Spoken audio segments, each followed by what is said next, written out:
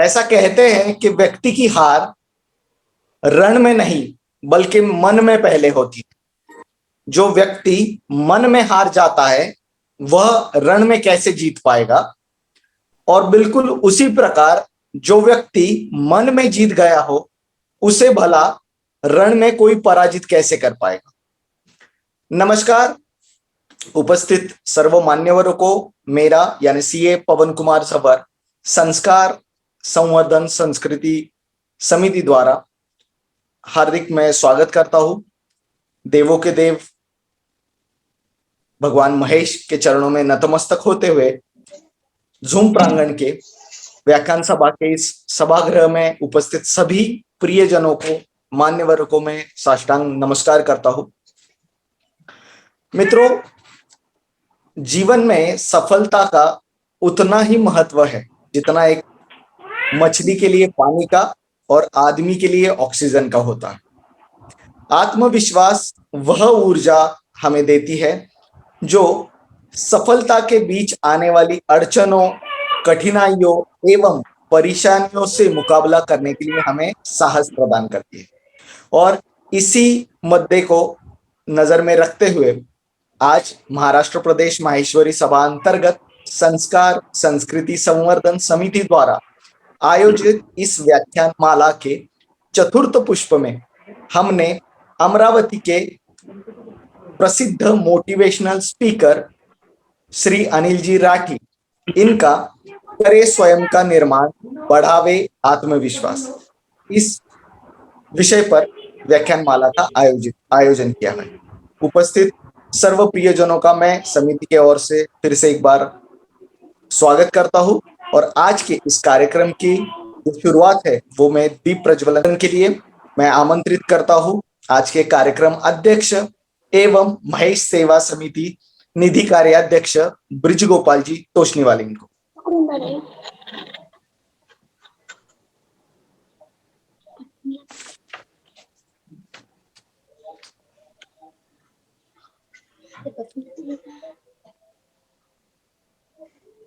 आदरणीय ब्रिज गोपाल जी तोशनीवाल इनके शुभ हस्ते दीप प्रज्वलन हो रहा है। साथ कवि तनवीर गाजी लिखित कविता की कुछ पंक्तियां मैं आप सभी के सामने रखना चाहूंगा। तू खुद की खोज में निकल, तू किस लिए जय महेश, जय महेश, जय महेश। लौ नहीं विश्वास की मशाल है। जो तुझसे लिपटी बेड़िया समझना इनको वस्त्र तू, ये बेड़िया पिघला के बना ले इनको शस्त्र तू। तू खुद की खोज में निकल, तू किस लिए हताश है। तू आरती की लौ नहीं विश्वास की मशाल है। चरित्र जब पवित्र है तो क्यों ये दशा तेरी। ये पापियों का हक नहीं कि ले परीक्षा तेरी। तू खुद की खोज में निकल, तू किस लिए हताश है। तू आरती की लौ नहीं विश्वास की मशाल है। जलाकर भस्म कर उसे जो तू चल तेरे वजूद की समय को। तू खुद की खोज में निकल, तू किस लिए हताश है। तू आरती की लौ नहीं विश्वास की मशाल है। तू आरती की लौ नहीं विश्वास की मशाल है। बहुत बहुत धन्यवाद।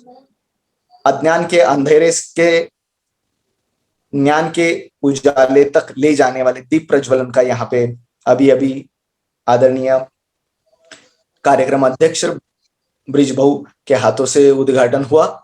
अब इसी के साथ कार्यक्रम को थोड़ा भक्तिमय बनाने के लिए नासिक की सौ ममता लोहिया, इन्हें मैं आमंत्रित करता हूं कि वो अपनी मधुर वाणी में एक भक्ति गीत सादर करके पूरे वातावरण को भक्तिमय बनाए। सौ ममता लोहिया। जय श्री कृष्ण। वीर सावरकर की जन्मभूमि भगुर नासिक से मैं ममता लोया आप सभी को वंदन करके मेरा भक्ति गीत सादर करने जा रही हूँ।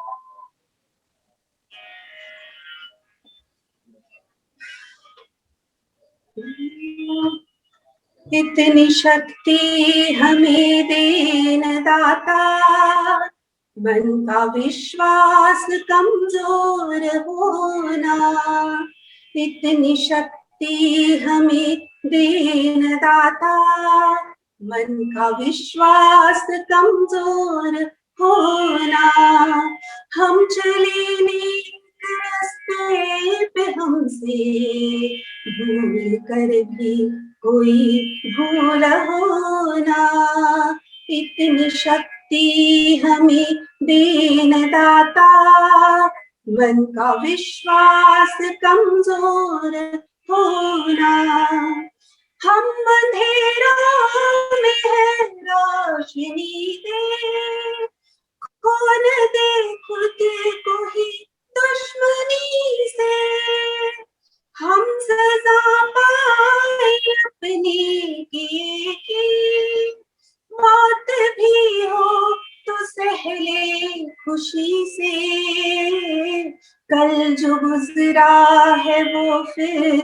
न गुजरे, आने वाला वो कल ऐसा होना, हम चले नेक रास्ते पे हमसे भूल कर भी कोई भूल होना, इतनी शक्ति हमें दीन दाता मन का विश्वास कमजोर होना, दूर अज्ञान के हो अंधेरे, तू हमें ज्ञान की रोशनी दे, हर बुराई से बचते रहे हम, जितनी भी दे भली जिंदगी दे, बैर होना किसी का किसी से,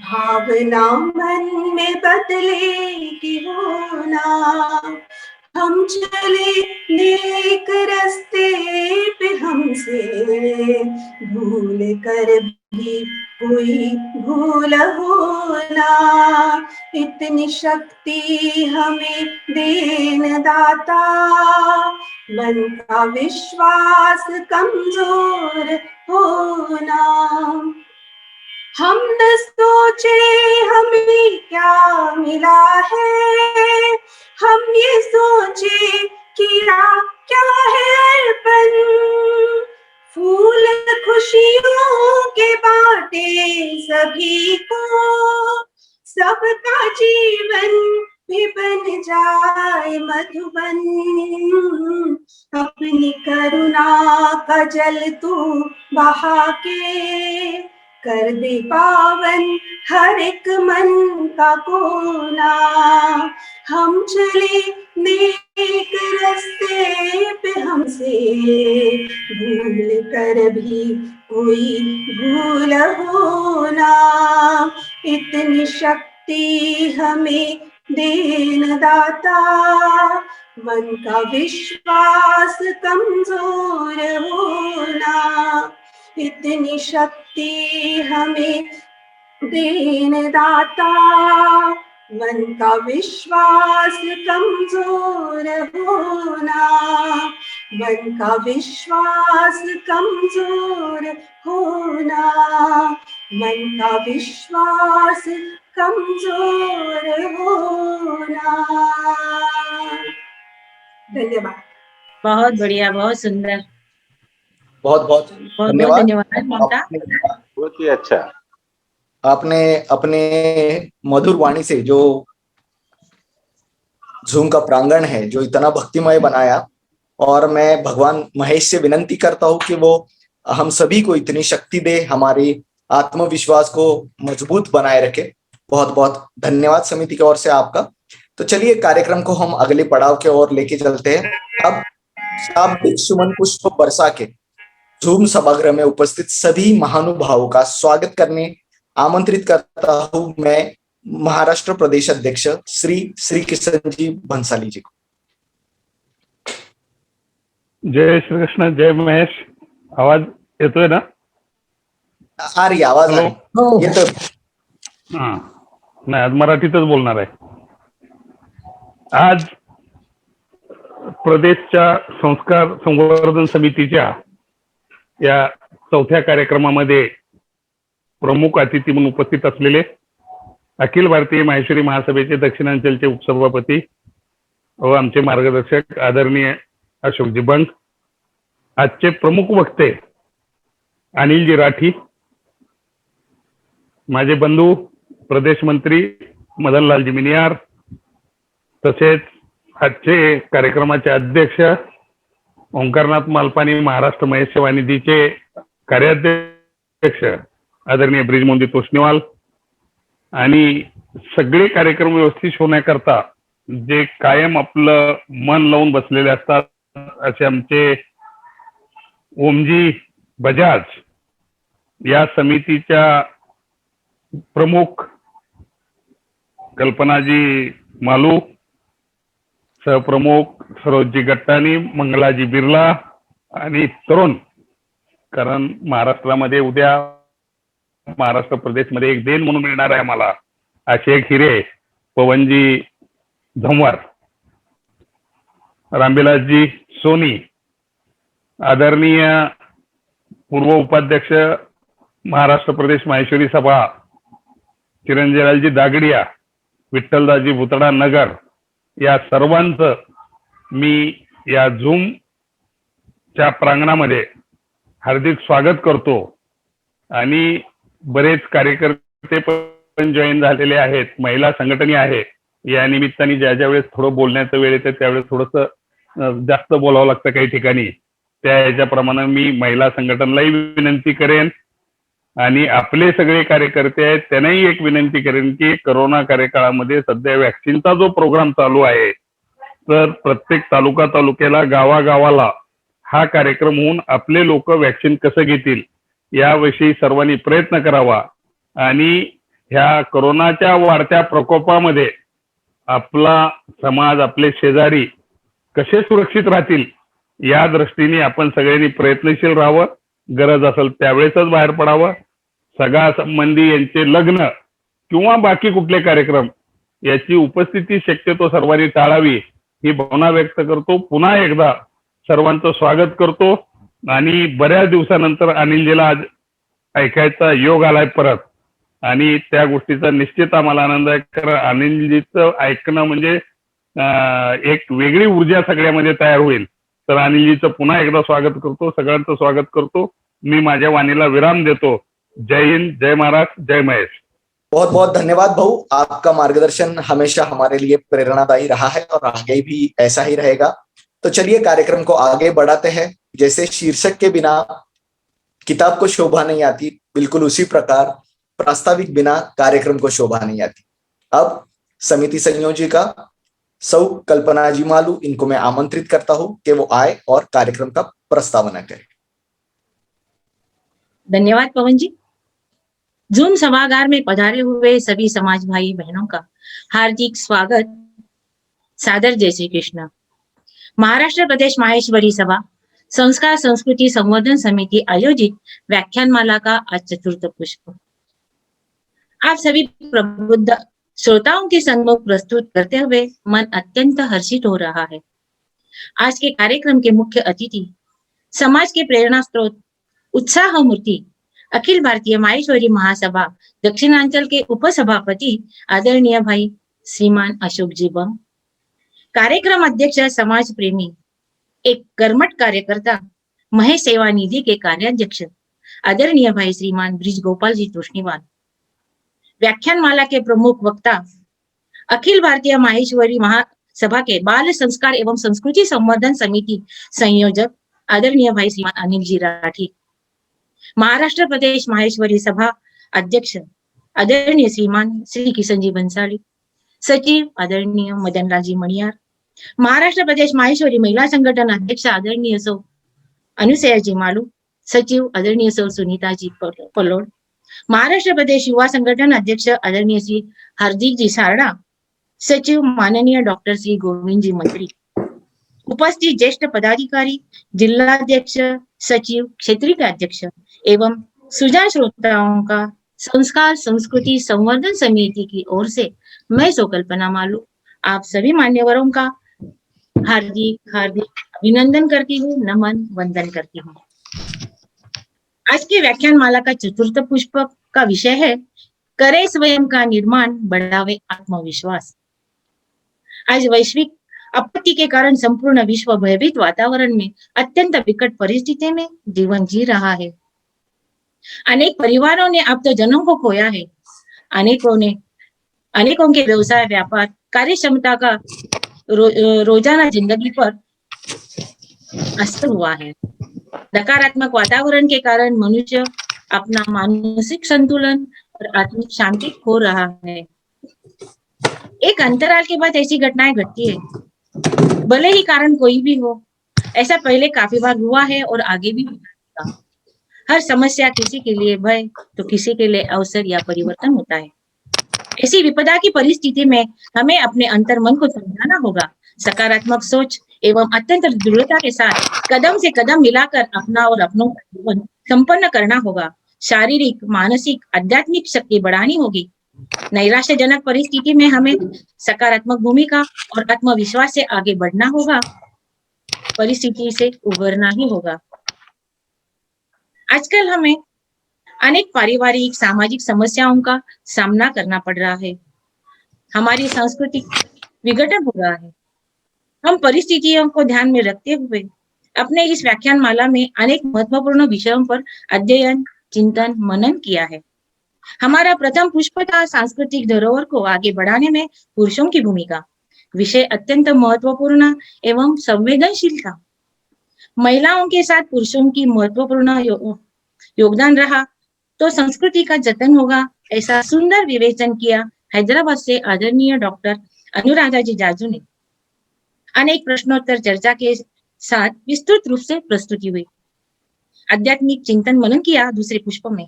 आओ जाने भगवत गीता हमारे दैनंदिन जीवन में कैसे उतारे, जिसे अत्यंत मधुर, सहज, सरल वाणी में सुश्राव्य गीतों के साथ प्रस्तुत किया आदरणीय सुवर्णकाकी जी मालपाणी ने। तीसरा पुष्प अत्यंत महत्वपूर्ण एवं चिंतनशील रहा, सवाल हमारे अस्तित्व का। आज हम माहेश्वरियों की संख्या कम हो रही है, समय पर ही हमें संभलना होगा। कैसे? कारण और निवारण के साथ अध्ययन पूर्ण विश्लेषण किया जलगांव की आदरणीय सुनीता जी चरखा ने। मुझे बताते हुए अत्यंत गर्व महसूस हो रहा है कि इस सामाजिक पुष्प को अखिल भारतीय पत्रिका माहेश्वरी के प्रथम पृष्ठ स्थान मिला।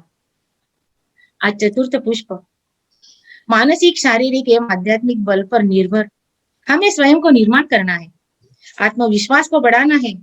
कैसे? जानेंगे वक्ता आदरणीय श्री अनिल जी राठी से।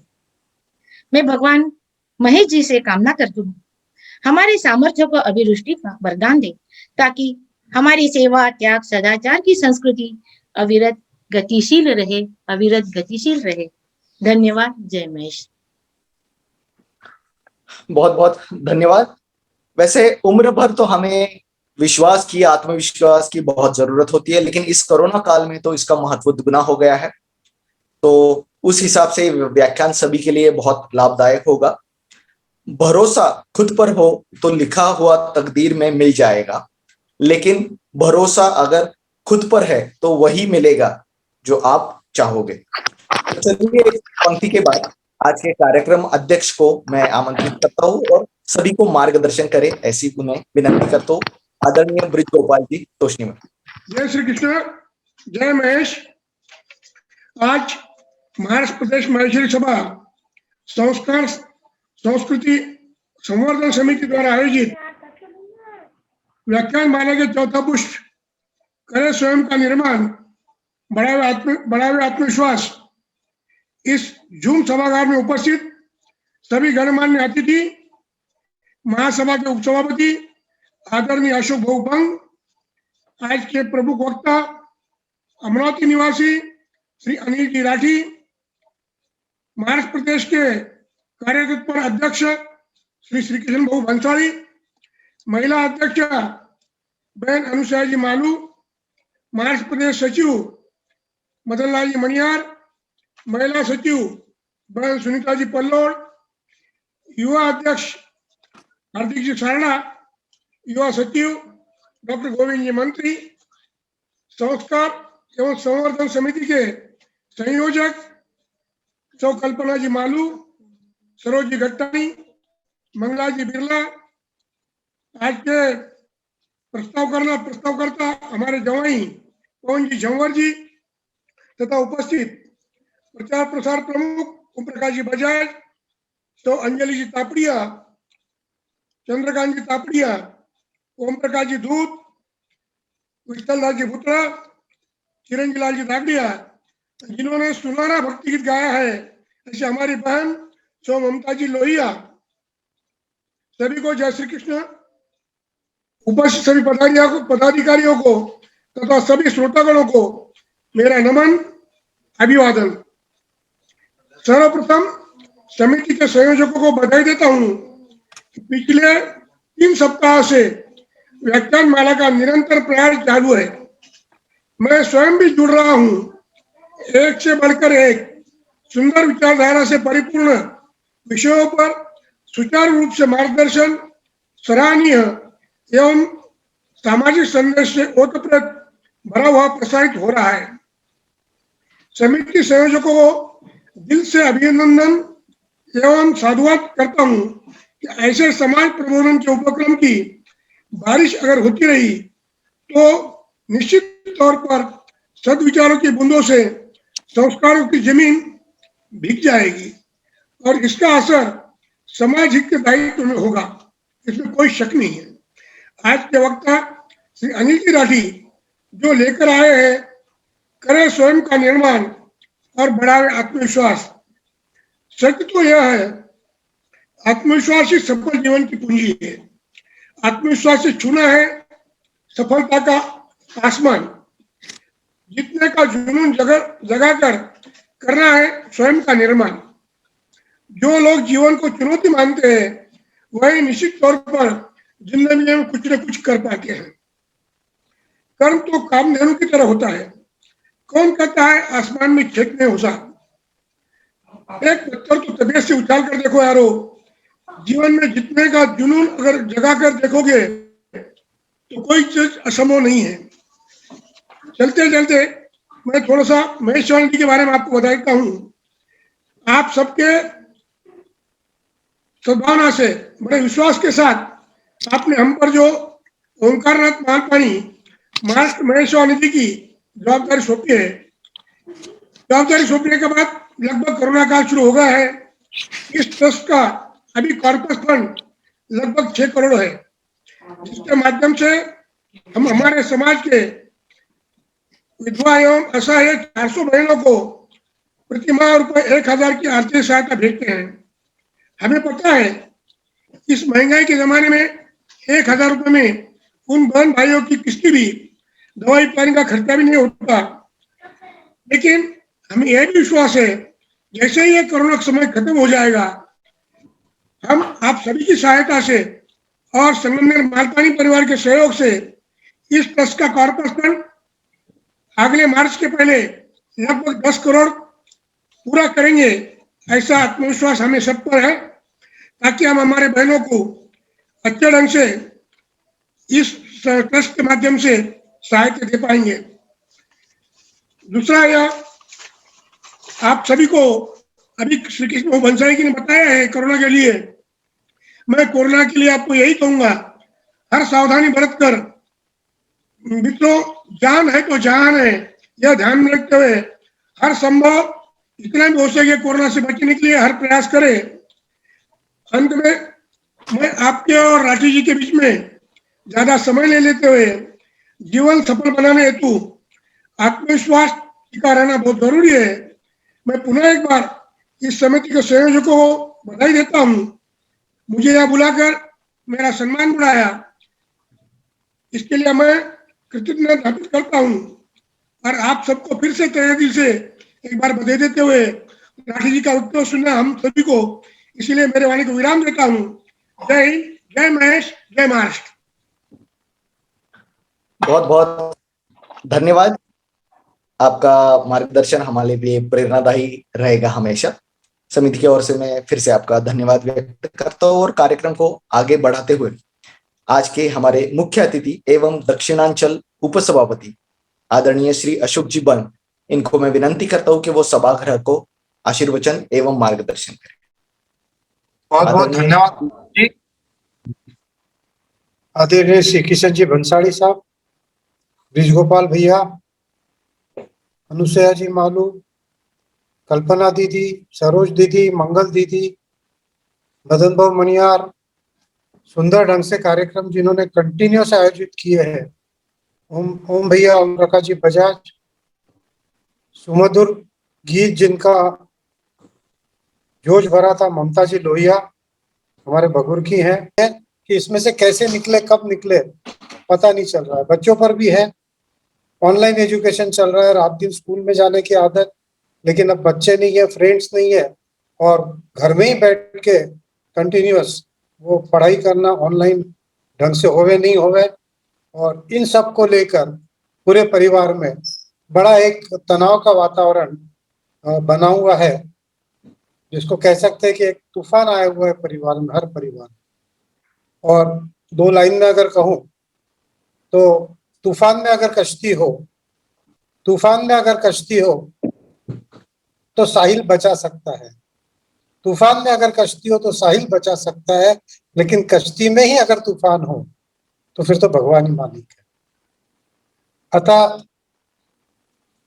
हमको बाहर की परिस्थितियों का सामना करने के लिए पूरे परिवार के सारे व्यक्ति सक्षमता से कर सकते हैं, लेकिन अगर परिवार में ही प्रॉब्लम हो, परिवार में ही तूफान हो, तो बड़ा विचित्र परिस्थिति हो जाती है, गंभीर परिस्थिति हो जाती है।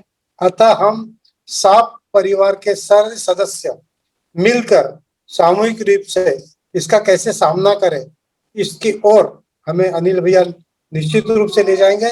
मैं केवल थोड़ी सी भूमिका रख रहा हूं कि अपेक्षाओं का बोझ हमने बहुत बढ़ा लिया है हर फील्ड में।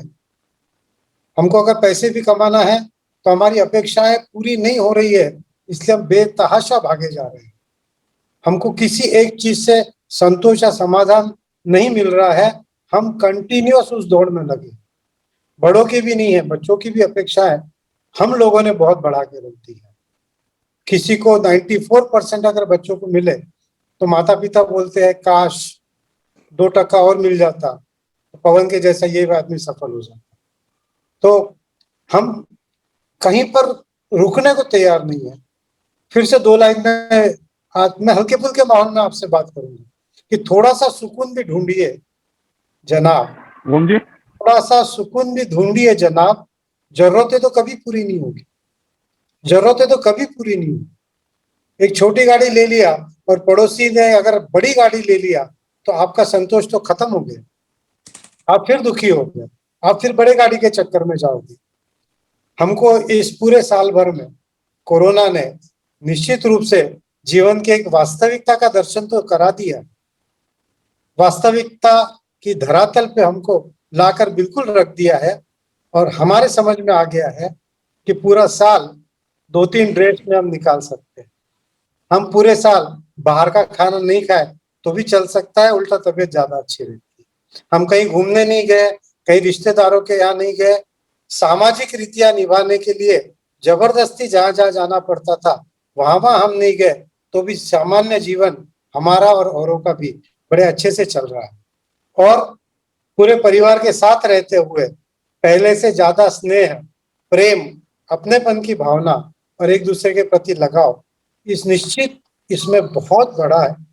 रिश्तों में परिवार के बड़ी दृढ़ता आई है, और मैं तो समझता हूं कि कोरोना के काल में ये कोरोना ने हमको एक उपलब्धि के रूप में दिया है कि हम स्वयं की पहचान कर पाए हैं, हम हमारे परिवार की पहचान कर पाए हैं, और संतोष वास्तविकता में किस चीज में होता है ये भी थोड़ा बहुत हमारे समझ में आ गया है।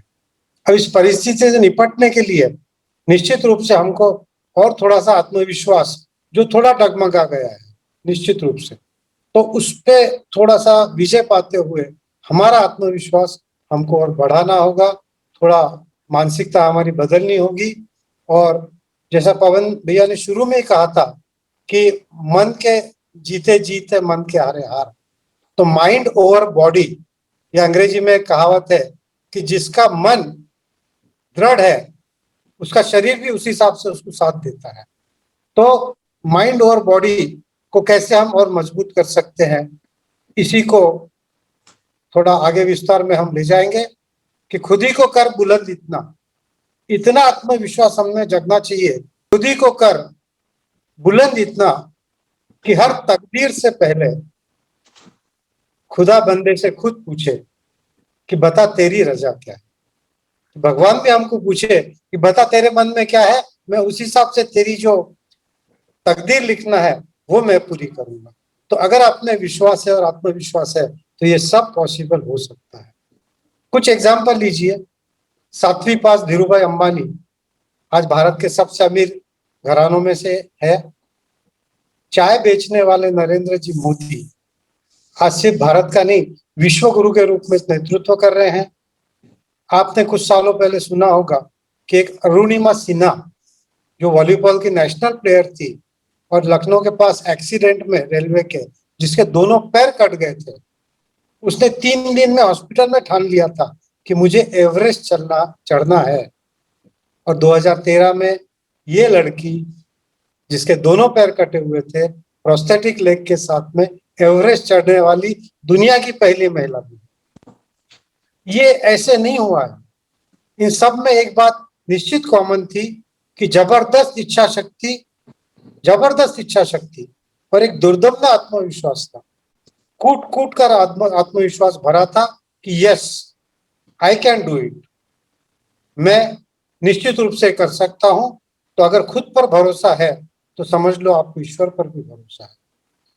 और सबसे अगर कोई सकारात्मक दुनिया में वाक्य होगा तो वो है yes I can do it, yes you can do it. और अतः यहीं से समाप्त करूंगा अनिल भैया कि निराश होने की बिल्कुल जरूरत नहीं है, निराश होने की बिल्कुल जरूरत नहीं है। ये वक्त भी गुजर जाएगा, बशर्ते हम अपने आप को आत्मविश्वास के साथ संभाल कर रखें और आने वाले मौकों की खोज में रहे। बहुत बहुत धन्यवाद आप सबका। जय महेश।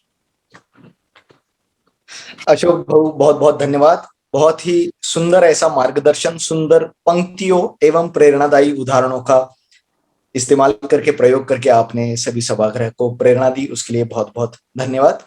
तो चलिए अब कार्यक्रम को आगे बढ़ाते हुए आज के मुख्य अतिथि का परिचय करने के लिए समिति सह संयोजिका मंगला दीदी बिरला, इनको मैं विनंती करता हूं कि वो आदरणीय मुख्य वक्ता का परिचय करके दें।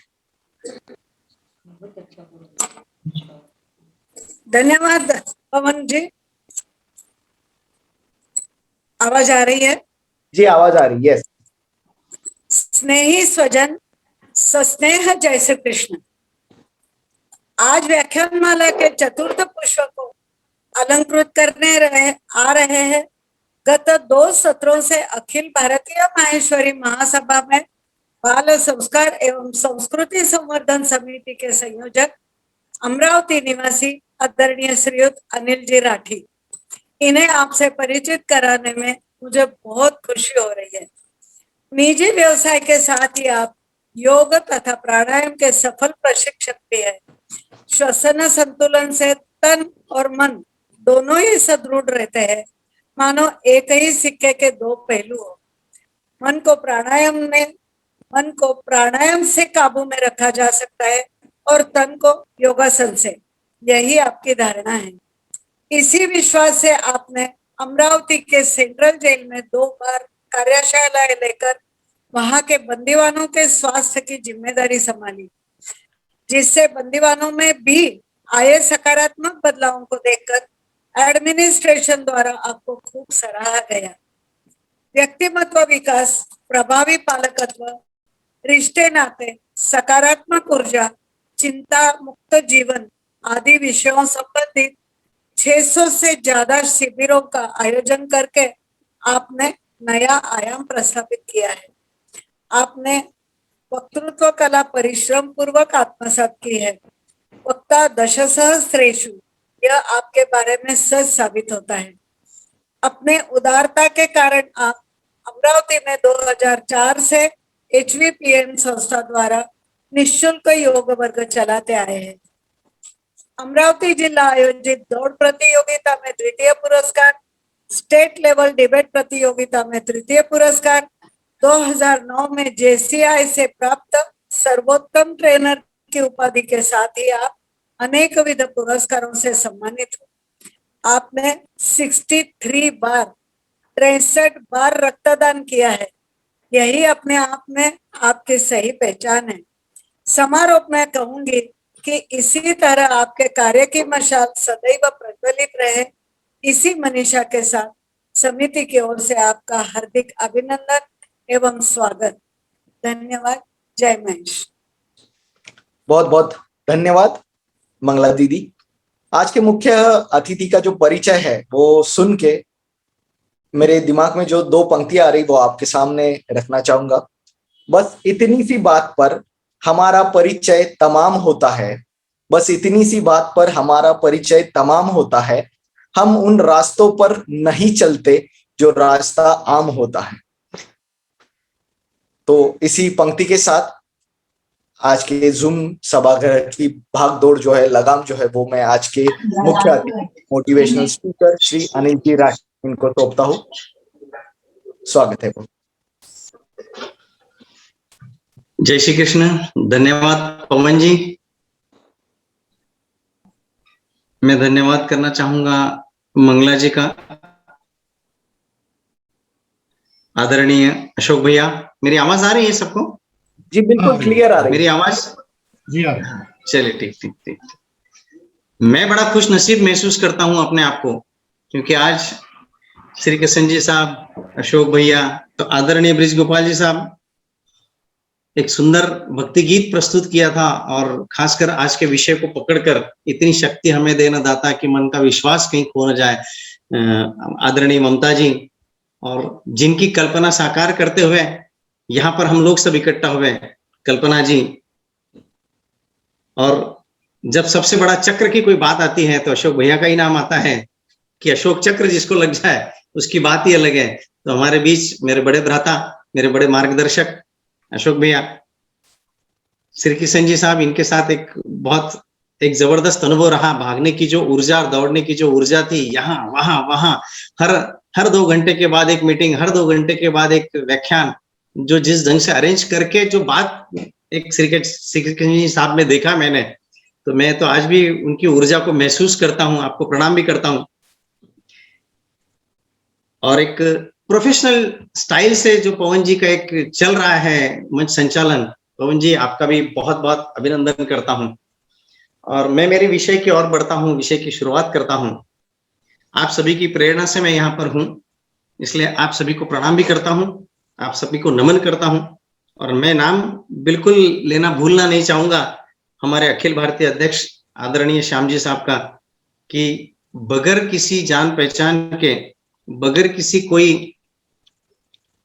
के पहचान से पहुंचना, ऐसा न करते हुए उन्होंने जो भी मुझे इस स्तर पर पहुंचाया, मैं उनको तहे दिल से धन्यवाद भी देता हूं और शुक्रिया भी अदा करता हूं और आभार भी व्यक्त करता हूं, और इसको ऋण भी समझता हूं, क्योंकि लगातार 2 सत्र से इस बात की जवाबदारी मेरे ऊपर उन्होंने दी है, और ऐसी दिक्कतों में दी है कि जहां पर मेरे लिए भी संभव नहीं था, लेकिन उसके बावजूद भी उनका विश्वास मेरे ऊपर से नहीं टला, और आपके आशीर्वाद से कई हद तक मैं उसमें कामयाब भी रहा।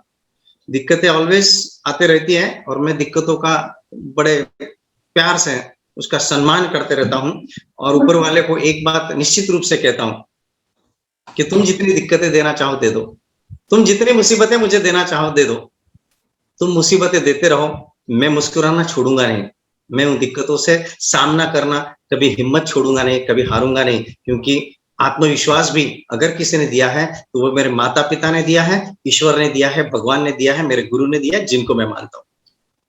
मुझे एक बात हर बार अच्छी लगती है किसी को भी कहना, किसी को भी पूछना, किसी को भी बताना, अगर जिंदगी में हमको सक्सेस होने की बात आती है तो सबसे इंपॉर्टेंट 2 बातें हैं, और जिसके पास ये 2 बातें हैं वो जिंदगी में कभी किसी के मोहताज नहीं होता किसी चीज का, और कभी मायूस नहीं होता। और वो 2 बातें हैं, एक सकारात्मक सोच और दूसरा आत्मविश्वास।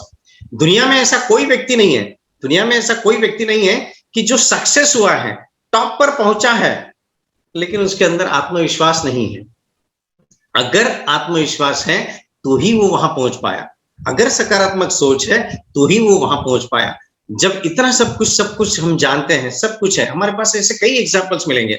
अभी आदरणीय भाई साहब ने बिरला जी का भी नाम ले लिया, धीरू भाई अंबानी का भी ले लिया, और बहुत सारे नाम उन्होंने लिए। एक सुंदर एग्जाम्पल भी दिया, एक सुंदर उदाहरण भी दिया। अब जितने सक्सेसफुल व्यक्ति है आपके नॉलेज में जितने हैं, उन सारे व्यक्तियों की आप लिस्ट बनाइए, देखिए कि इनके अंदर आत्मविश्वास है या नहीं।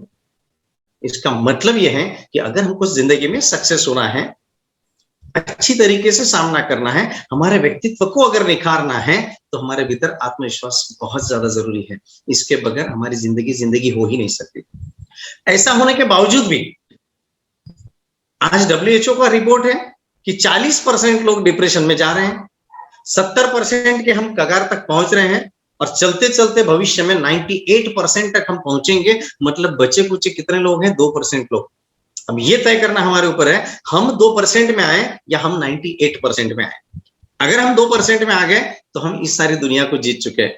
लेकिन हम ये 2%, 98% में आने वाले लोग कौन हैं? क्यों इतनी बड़ी तादाद में ये संख्या डे बाय डे बढ़ते जा रही है? ऐसी कौन सी दिक्कतें आ गई है, ऐसी कौन सी मुसीबत आ गई कि बड़े बड़े आध्यात्मिक गुरु को आखिरी में जाके सुसाइड करना पड़ रहा है? IPS ऑफिसर, IAS ऑफिसर, ये लोग सुसाइड कर रहे हैं। 70% लोग, रिपोर्ट है एनालिसिस है, 70% लोग जिंदगी में एक बार कभी न कभी मरने का सोचते हैं या फिर मरने की हरकत करते हैं, सुसाइड का ट्राई करते हैं। हम लोग भी हमारा हिसाब किताब जोड़ सकते हैं। हम लोग बैठे बैठे हमारा चिंतन मनन कर सकते हैं कि कभी न कभी ऐसी कोई स्थिति हुई होगी कि हमने घर छोड़ने की बात सोच ली होगी। ये क्यों होता है? इतने बड़े लेवल पर जाकर भी ये बात ऐसी क्यों होती है? कहां से शुरुआत होती है? कौन करता है ये सब? इसका जिम्मेदार कौन है? ये जिम्मेदारी लेगा कौन? अगर इन बातों को हम थोड़ा ध्यान से जाएं तो अब ये बात कहने में मुझे बिल्कुल भी हिचकिचाहट नहीं होगी। हमारे साथ सारे दिग्गज लोग बैठे हैं, कुछ अगर बच्चे भी बैठे तो मैं उनका भी स्वागत करूंगा। बहुत सारे लोग हैं जिनके मैं जानता भी हूं, नाम भी लेना चाहता हूं, लेकिन समय की पाबंदी को देखते हुए नाम लेना जरा डिफिकल्ट होगा। लेकिन अगर अपना एनालिसिस ये करके देख लें तो एक चीज समझ में आएगी। रामायण महाभारत के उदाहरणों से ले लो कि जहां जहां जब जब आत्मविश्वास की जरूरत पड़ी है, विश्वास की जरूरत पड़ी, विश्वास पहले फिर आत्मविश्वास, और जब विश्वास हम अपने आप के ऊपर करने लग जाएं तो फिर उसको आत्मविश्वास कहते हैं। और ये आत्मविश्वास हमारे भीतर से पैदा होता है। ये आत्मविश्वास मार्केट में नहीं मिलेगा कि चलो आज मैं बाजार से आत्मविश्वास खरीद के लेके आता हूं। ऐसा कभी नहीं होगा, ऐसा हो भी नहीं सकता। तो ये आत्मविश्वास कौन कम करता है, कौन बढ़ाता है, कहां से होता है? हम किसके साथ अपना समय इन्वेस्ट करते हैं, हमारी संगत किसके साथ है, किसके साथ हम रहते हैं। कभी कभी आपने महसूस किया होगा कि बहुत सी बार ऐसा होता है कि हम कोई काम करने के लिए जाते हैं और उसने कहता है अरे नहीं यार इसमें कोई मतलब नहीं है, मजा नहीं है, ये काम मत करना। हमको डिमोटिवेट करने वाले लोग बार बार मिलते हैं। मेरा मानना जरा दूसरा है। जब 100 लोगों में से 98 लोग उस काम को करने के लिए मना करे, वो काम सबसे पहले करो, क्योंकि 98 लोगों की कंपटीशन ऐसे ही खत्म हो चुकी है, क्योंकि वो करना ही नहीं चाहते, वो सोचते ही नहीं उस एंगल में। बचे 2% लोग, और 2% लोग अगर सोच रहे हैं मतलब उसमें कुछ बात है। दुनिया की ऐसी कोई ताकत नहीं है, ऐसा कोई बात नहीं है कि हम कर नहीं सकते। कई मुसीबतें आएगी, कई बार होगा ऐसा। लेकिन ये होता क्यों है कि जब हम बार बार सोचते हैं कि हम, फिर से एक प्रश्न पड़ता है कि 94% लेकर यूनिवर्सिटी फर्स्ट आने वाली केरला की लड़की, जब उसके घर पे वीडियो शूट होता है, न्यूज चैनल वाले पहुंचते हैं और वो लड़की सुसाइड करती है, यूनिवर्सिटी फर्स्ट। अभी 2 साल पहले का ही किस्सा हम सबको पता है। ये क्यों? क्योंकि मानसिकता कमजोर है। डिग्री हासिल कर ली, जो पोस्ट लेना था पोस्ट ले लिया, लेकिन मन से जो एक तैयारी होनी चाहिए वो तैयारी नहीं थी। आज मैं हमारे यहाँ पर बैठे सारे बुजुर्गों को, माता पिता, दादा दादी, नाना नानी, सबको रिक्वेस्ट करता हूँ, अगर हमारा बच्चा जरा पढ़ाई में ध्यान नहीं देता है, खेलने में ध्यान देता है, दूसरी बातों में ध्यान देता है तो देने दो, लेकिन उसका विश्वास डगमगाए नहीं, इस बात का ध्यान रखो। एक बार उसका आत्मविश्वास आपने जागरूक कर दिया, उसके भीतर विश्वास पैदा कर दिया, दुनिया की कोई ताकत उसको कहीं पर भी फेल नहीं कर सकती। और हमको सिर्फ सक्सेस की बात सोचना है। हम सिर्फ सक्सेस की बात सोचते हैं, हमारे व्यक्तित्व की बात सोचते हैं, हम स्वयं निर्माण की बात सोचते हैं। और जब स्वयं निर्माण की बात आती तो पहले खुद को इस्टेब्लिश होना पड़ेगा, और पहले जब खुद को इस्टेब्लिश होना है तो इसका मतलब यह है कि हमारे भीतर वो आत्मविश्वास पैदा होना चाहिए। तो आइए समझ लेते हैं कि बात की आत्मविश्वास जाता कहां पर है, कहां खो जाता है हम लोगों का ये आत्मविश्वास। तो अधिकतर ये पाया गया है कि आत्मविश्वास जिनका खोया है, या तो वो भूतकाल में पास्ट में जीते हैं या फिर फ्यूचर की बहुत ज्यादा चिंता करते हैं। अगर 15-20 सेकंड का समय ले लें और अपने आप के बारे में सोचें तो पता चलेगा कि हम लोग कहां पर हैं। या तो हम फ्यूचर में जीते हैं या तो हम फिर पास्ट में जीते हैं। बहुत बार हमारे मन में ये विषय आता है कि उस समय अगर ऐसा नहीं होता, अगर मैंने वो डिसीजन वहां लिया होता, वो निर्णय मैं वहां लिया होता, तो आज मैं कहीं के कहीं होता। प्रॉपर्टी का काम करने वाले सोचेंगे कि अगर वो प्लॉट को मैंने उस वक्त, उस जगह को मैंने अगर हासिल कर लिया होता, उसको हाँ कह दिया, तो आज मेरी कुछ और बात होती। अगर मैंने यहाँ एडमिशन ले ली होती तो आज मैं उस कॉलेज में पढ़ता, तो वहां से वहां पहुंच जाता। कई बार ऐसा होता है कि हम पास्ट में जीते, पास्ट में जीते जीते हम दुखी भी होते हैं, और दुखी होने के बाद हमको ये पता है कि ये समय फिर से लौट कर नहीं आने वाला है, फिर भी हम दुखी होते हैं। और कुछ लोग फ्यूचर की चिंता में, भविष्य की चिंता में। हाल ही का एक नागपुर का किस्सा मैं आपको सुना दूं, नाम लेना नहीं चाहूंगा, लेकिन कोरोना जब आया, कोरोना आते से ही वो व्यक्ति डिप्रेशन में चला गया। उम्र 48 साल, 48 साल का ये व्यक्ति डिप्रेशन में चला गया। जालना से उनके नगर से उनके अंकल आए, नागपुर से उनको वहां लेके गए। 5-6 महीने बीत गए, कोई फाइनेंशियल तकलीफ नहीं थी, आर्थिक मजबूत, सब कुछ अच्छा, घर में परिवार अच्छा, सब अच्छा, जॉइंट फैमिली। उसके बाद भी ये बंदा डिप्रेशन में चला गया। महीना भर नगर में रहने के बाद तबियत अच्छी हुई, सब कुछ अच्छा हुआ। किसी कारण से उनके अंकल आंटी को पूना जाना पड़ा, सिर्फ दोनों मियाँ बीबी घर पे, छोटे से बच्चे को छोड़ के गए थे। थोड़ी देर बाद में पता चला कि उन्होंने बोला कि अब मैं शाम को थोड़ी प्रार्थना वार्थना करता हूँ, आप बच्चे को गार्डन घुमा के लेके आ जाओ। जब उनकी मिसेस गार्डन में लेके चली गई, उस मंदिर में वहां पर पूजा आरती चलती, वहां पर 15-20 मिनट लगते हैं, उतनी देर में घर पे आके देखें बंदे ने सुसाइड कर लिया। डिप्रेशन में चले गए थे। कोरोना उनको हुआ नहीं, फाइनेंशियल पोजीशन की तकलीफ नहीं थी, फैमिली में कोई प्रॉब्लम नहीं था, क्योंकि मुझसे संबंधित है, मैं जानता हूं अच्छी तरह से। तो ये डिप्रेशन आया कहां से? सिर्फ चिंता से, सिर्फ चिंता। और दुनिया की कोई ऐसी ताकत नहीं है कि चिंता करने से आपकी प्रॉब्लम सॉल्व हो जाए। हमारी प्रॉब्लम, अगर हमारी प्रॉब्लम चिंता करने से सॉल्व हो जाती तो दुनिया की कोई प्रॉब्लम बचती नहीं, क्योंकि हर प्रॉब्लम की हम चिंता लेकर बैठ जाते हैं। तो चिंता लेने के बाद फिर प्रॉब्लम सॉल्व होने का सवाल ही नहीं। चिंता कर लिया प्रॉब्लम सॉल्व, चिंता कर लिया प्रॉब्लम सॉल्व। चिंता नहीं, हमको चिंतन करना पड़ता है, हमको प्लानिंग करना पड़ा है, हमें योजना बनानी पड़ेगी, क्योंकि ऐसे प्रसंग जिंदगी में कई बार आते रहेंगे। ऐसे प्रसंग जिंदगी में आते ही है, और ऐसे प्रसंग नहीं आते हैं मतलब आपकी जिंदगी बहुत मोनोटोनस बन रही है। अगर जिंदगी को इंटरेस्टिंग बनाना है तो ऐसे प्रसंगों का सामना करो, ऐसे प्रसंग को आने दो, चैलेंज के रूप में उसको स्वीकार करो, स्वीकार करके अपना आत्मविश्वास पेश करो। और अपना आत्मविश्वास जब हम पेश करते हैं तो ऊपर वाला भी सोचता है कि इसने 2 कदम आत्मविश्वास से बढ़ाए हैं, तो अब मेरी जवाबदारी बनती कि इसको भी मैं आशीर्वाद दे दूं, इसके अंदर मैं भी वो ताकत भर के रख दूं कि ये सारी दुनिया को दिखा सके कि ये नजारा क्या हो सकता है। पैसे से कोई कमजोर नहीं होता, और पैसे से किसी की जिंदगी नहीं बनती, और किसी की जिंदगी खत्म नहीं होती। अगर पैसे से जिंदगी बनती और खत्म होती तो सिर्फ पैसे वाले ही जिंदगी बनाते थे।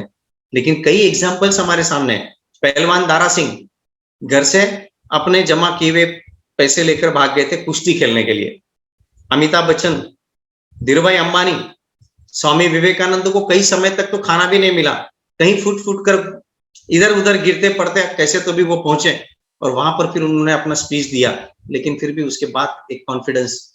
ये सब के भीतर की बात करेंगे, और लेटेस्ट की बात करेंगे तो योगी जी को देख लीजिए, मोदी जी को देख लीजिए, कितना विरोध, एक सारे के सारे लोग इकट्ठा हो गए। मैं उनका प्रचार नहीं कर रहा हूं, लेकिन ये तारीफ जरूर करूंगा कि अगर कोई बात दूर की सोच के अगर कोई बात होती है, प्रॉब्लम को परमानेंट सॉल्व करते हैं तो जड़ तक जाकर उनकी प्रॉब्लम को सॉल्व करते हैं। आज हमारी भी यही बात है कि हमको अगर हमारी प्रॉब्लम सॉल्व करनी है तो हमको जड़ तक जाना होगा। जड़ तक जाके ये देखना होगा कि हम कहाँ चूक रहे हैं। तो हमको सबसे पहले पता चलेगा कि कहीं ना कहीं हमारे भीतर आत्मविश्वास की कमी है। अगर आत्मविश्वास की कमी है तो सबसे पहले सारी बातें छोड़कर हमारा आत्मविश्वास बढ़ाना होगा। और आत्मविश्वास बढ़ाने के लिए बाजार जाने की जरूरत नहीं होती। एक बहुत अच्छी बात बताता हूँ। 18वीं शताब्दी का किस्सा है। अमेरिका में, यूरोप में एक बीमारी आई थी, जो हल्का सा एक बुखार आता था, और उस बुखार के कारण सारे के सारे लोग 48 घंटे के अंदर डिलीवरी होने वाली माता या बच्चा या दोनों खत्म हो जाते थे। 18वीं शताब्दी की बात कर रहा हूं। कई बार उन्होंने सोचा कि ये बीमारी आई कहां से, क्या हो रहा है, कैसे हो रहा है, कैसे हो रहा है। एक है ना, बहुत बड़े एक्सपर्ट को बुलाया गया, एक्सपर्ट को बुलाकर वहां पे पूछा कि उनको क्या है, किसी को समझ में नहीं है। उन्होंने कहा प्रॉब्लम कुछ नहीं है, प्रॉब्लम आपकी है। उन्होंने कहा हमारी प्रॉब्लम? तो बोले हाँ, प्रॉब्लम आप ही की है। तो बोले कैसे? जब आप एक डिलीवरी निपटा कर आते हो तो दूसरी डिलीवरी में तुरंत लग जाते हो, आपके हाथ को आप वॉश भी नहीं करते और आपकी तरफ आप ध्यान नहीं देते, और उसके कारण दूसरा पेशेंट मर रहा है। बहुत दिनों तक इस बात की हंसी उड़ाई गई थी कि ये कुछ बराबर नहीं है। लेकिन जब 3 साल गुजरने के बाद 3 महीने गुजरने के बाद इसके ऊपर सोचा गया कि भाई वो बोलते हैं करके तो देखो, और same day with in 48 hours 24 hours में ये प्रॉब्लम सॉल्व हो गई। पता चला मरने वालों का रेशो खत्म हो गया। कहां थी प्रॉब्लम? खुद में थी। आज भी प्रॉब्लम कहां पर है? आज भी प्रॉब्लम हमारे खुद में है। हम खुद की प्रॉब्लम में चलते हैं। एक बार असफल हो जाता है आदमी तो डिप्रेस, नहीं मुझसे नहीं होने वाला। 2 बार असफल हो जाए किसी प्रोजेक्ट में तो उसके बाद तो उसका पूछो मत, और तीसरी बार हो जाए तो जिंदगी भर के लिए कोई काम करने की बात ही नहीं सोचता। क्योंकि बाल संस्कार समिति से मैं जुड़ा हूं, तो लेकिन ये इसका जो अध्ययन किया है, इसका जो अभ्यास किया है, मैं आपके सामने एक उदाहरण पेश करता हूं। बच्चों के भीतर का कॉन्फिडेंस क्यों चला जाता है? क्यों बच्चे बड़े बनकर सुसाइड की बात सोचते हैं या डिप्रेशन में जाते हैं? उसका कारण वो बच्चे नहीं होते, उसका कारण होते हैं उसके माता पिता, उसके घर के बुजुर्ग लोग, दादा दादी होंगे तो दादा दादी, बड़े भाई बहन भाभी, जो भी कुछ होंगे वो, ये बच्चों के भीतर का कॉन्फिडेंस खत्म करते हैं। एक जगह का अनुभव मेरा मैं बताता हूँ। मैं जब ट्रेनिंग के लिए गया था, 2 दिन का ट्रेनिंग था। अब जहाँ पे भी जाते हैं तो अदर इंस्टीट्यूट्स में भी जाते हैं, तो एक स्कूल में मेरा पेरेंटिंग के ऊपर विषय चल रहा था। 2 दिन का सेमिनार था। 2 दिन के सेमिनार में तो मुझे किसी ने घर पे बुलाया था, मैं उनके घर पर गया। घर पे गया तो जो बच्चे मेरे पहले दिन के ट्रेनिंग में थे तो उनको लगा कि सर आए, सर आए, सर आए, तो उन्होंने बोल के रखा। उनके माता पिता भी मुझे बुलाए थे तो मैं भी चला गया। जब बच्चे ने अंदर जाकर जिद किया कि सर के लिए मैं पानी का ग्लास लेके जाऊं, पानी लेकर जाऊं, उसकी माँ ने मना कर दिया, नहीं नहीं नहीं नहीं नहीं। क्यों? क्योंकि उन्होंने कोई कांच की अच्छी क्रॉकरी, कोई ग्लास निकाली थी। मुझे आवाज आ रही थी, मैं सुन रहा था। उन्होंने बच्चे को आने नहीं दिया। बच्चे को वहीं पे डांट डपटना शुरू हो गया भीतर के भीतर ही। बच्चा सुन नहीं रहा था तो उसको ये बताया गया कि तुम नहीं सुनोगे तो मैं पापा आने के बाद तुम्हारा नाम बता दूंगा, सर जाने के बाद तुम्हारी पिटाई करूंगी, ऐसा करके। तो मुझसे रहा नहीं गया। मैं चुपचाप धीरे धीरे हल्के कदमों से अंदर गया और मैंने कहा कि भाभी आप उसी को पानी लाने दो, मैं फिर बाद में बताता हूँ कि उसको क्यों लाना है। उन्होंने एकदम शर्म के मारे, आंख तो उनकी बंद झुक गई, लेकिन फिर उन्होंने पानी लाने के लिए परमिशन दे दी। होता क्या है, हमारे घर में भी यही एक्सपीरियंस हम करते हैं। हमारे यहाँ पर ऐसे कोई जब गेस्ट आ जाए, कोई बहुत महत्वपूर्ण गेस्ट आ जाए और बच्चे जब जिद करे तो हम उनको डांटते हैं, डपटते हैं और उनको बोलते हैं कि कुछ समय अभी आवाज नहीं करना, अभी कुछ बात नहीं करना, ऐसा करके देखो मेहमान आ रहे हैं, शांत रहो, ये करो। हम एक एटमॉस्फेयर ऐसा बना के छोड़ते हैं और बच्चा जिद करता है, बच्चे को मना करते हैं। फिर भी बच्चा जिद करता है तो कभी कभी ऐसा हो जाता है कि बच्चा रोए नहीं, इसलिए हम उसको पानी का ग्लास या जो भी कुछ है वो दे देते हैं। बच्चा वहां पर लेके जाता है तब तक तो उसके भीतर का कॉन्फिडेंस काम करता है, लेकिन वहीं जाके वहीं पे पानी गिर जाता है।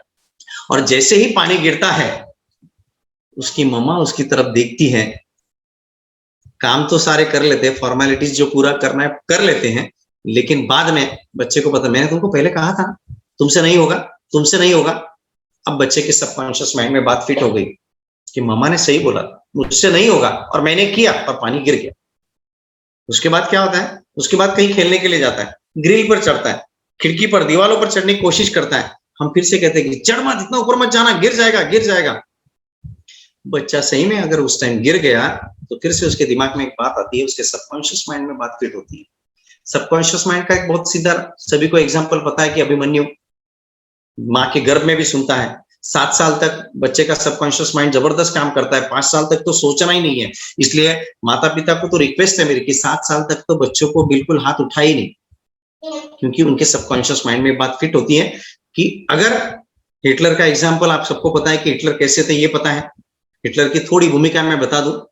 हिटलर की भूमिका में ऐसा है कि हिटलर के माँ बाप जो थे, पिताजी जो थे, वो हर बार उसको हर चीज पे मारते थे, टोकते थे, और बस यही काम था। हिटलर के सबकॉन्शियस माइंड में ये बात फिट हो गई कि इस दुनिया में अगर कुछ हासिल करना है तो मारपीट कर ही किया जा सकता है। और बाद में हिटलर की स्टोरी सबको पता है कि हिटलर ने क्या किया। आज अगर हम हमारे घर का अवलोकन कर लें हमारे भारतीय घरों का अवलोकन कर लें और फिर हमारे समाज के घरों का अवलोकन कर लें, तो अपने अपने घर में अपने अपने माता पिता अपने अपने बच्चे के लिए अपने सोचें कि हम हमारे घर में कितने सारे हिटलर पैदा कर रहे हैं। और अगर कल ये बच्चा बड़ा होकर हिटलर शाही करने लगे तो उसको दोष देने की जरूरत नहीं, दोष हमारा होगा, क्योंकि हिटलर पैदा करने की जिम्मेदारी किसने ली थी? हमने ली थी। ये संस्कार किसने किए थे? ये हमने किए थे। तो बच्चों को दोष देने की जरूरत नहीं है। तो यहाँ पर जब हम वो चढ़ता है या कुछ, आपने देखा होगा कि जब माता काम करती है, उसकी मम्मा जब काम करती है रसोई घर में, तो बच्चे को भी लगता है कि मेरा जाकर मैं भी चपाती बना लूं, और तब जाके मम्मा उसको मना करती कि नहीं तुम नहीं बनाओ। क्यों? क्योंकि उसका वो डायग्राम बराबर नहीं होगा, वो राउंड नहीं आएगा, फिर आटा खराब कर देगा, जो भी कुछ है। थोड़े से आटे के लिए हम सोचते हैं, हम सब्जी चाकू लेके शुरू करते हैं, बच्चा भी सोचता है कि मैं भी, तो हमारे मन में पहले आता है कि नहीं चाकू से हाथ कट जाएगा, हम फिर उसको मना करते हैं। कितनी जगह हम मना करेंगे, जितनी बार हम मना करेंगे, हम उसका कॉन्फिडेंस उसके साथ कम करते चले जाएंगे। हम उसके कॉन्फिडेंस के साथ नहीं, हम उसकी जिंदगी के साथ खेल रहे हैं।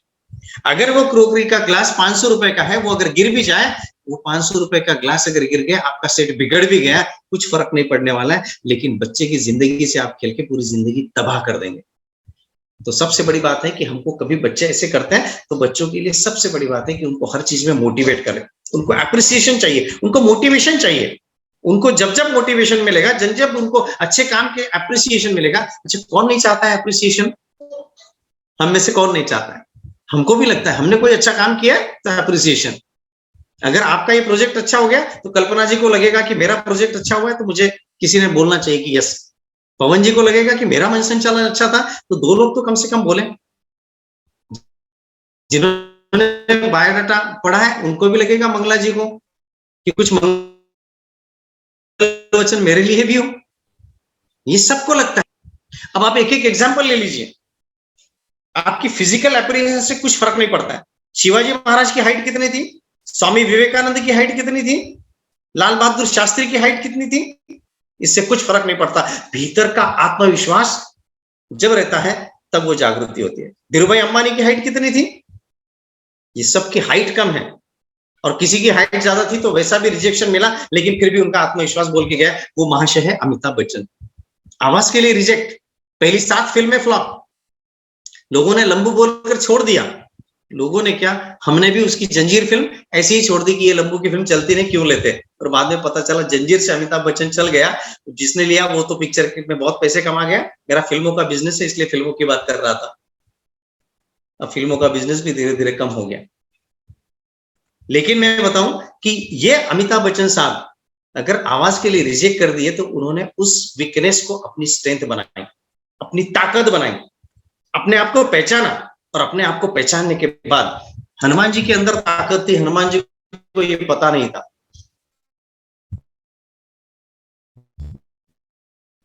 जामुन बनकर सब लोग, माता पिता का काम है, उनका रोल जामुन का होता है कि वो बच्चे के भीतर की क्षमता को, बच्चे के भीतर की क्वालिटी को, बच्चे की जो एबिलिटी है, बच्चे के भीतर जो एक आर्ट है, जो चीज है उसके अंदर अच्छी, उसको लेकर उसका आत्मविश्वास बढ़ाए।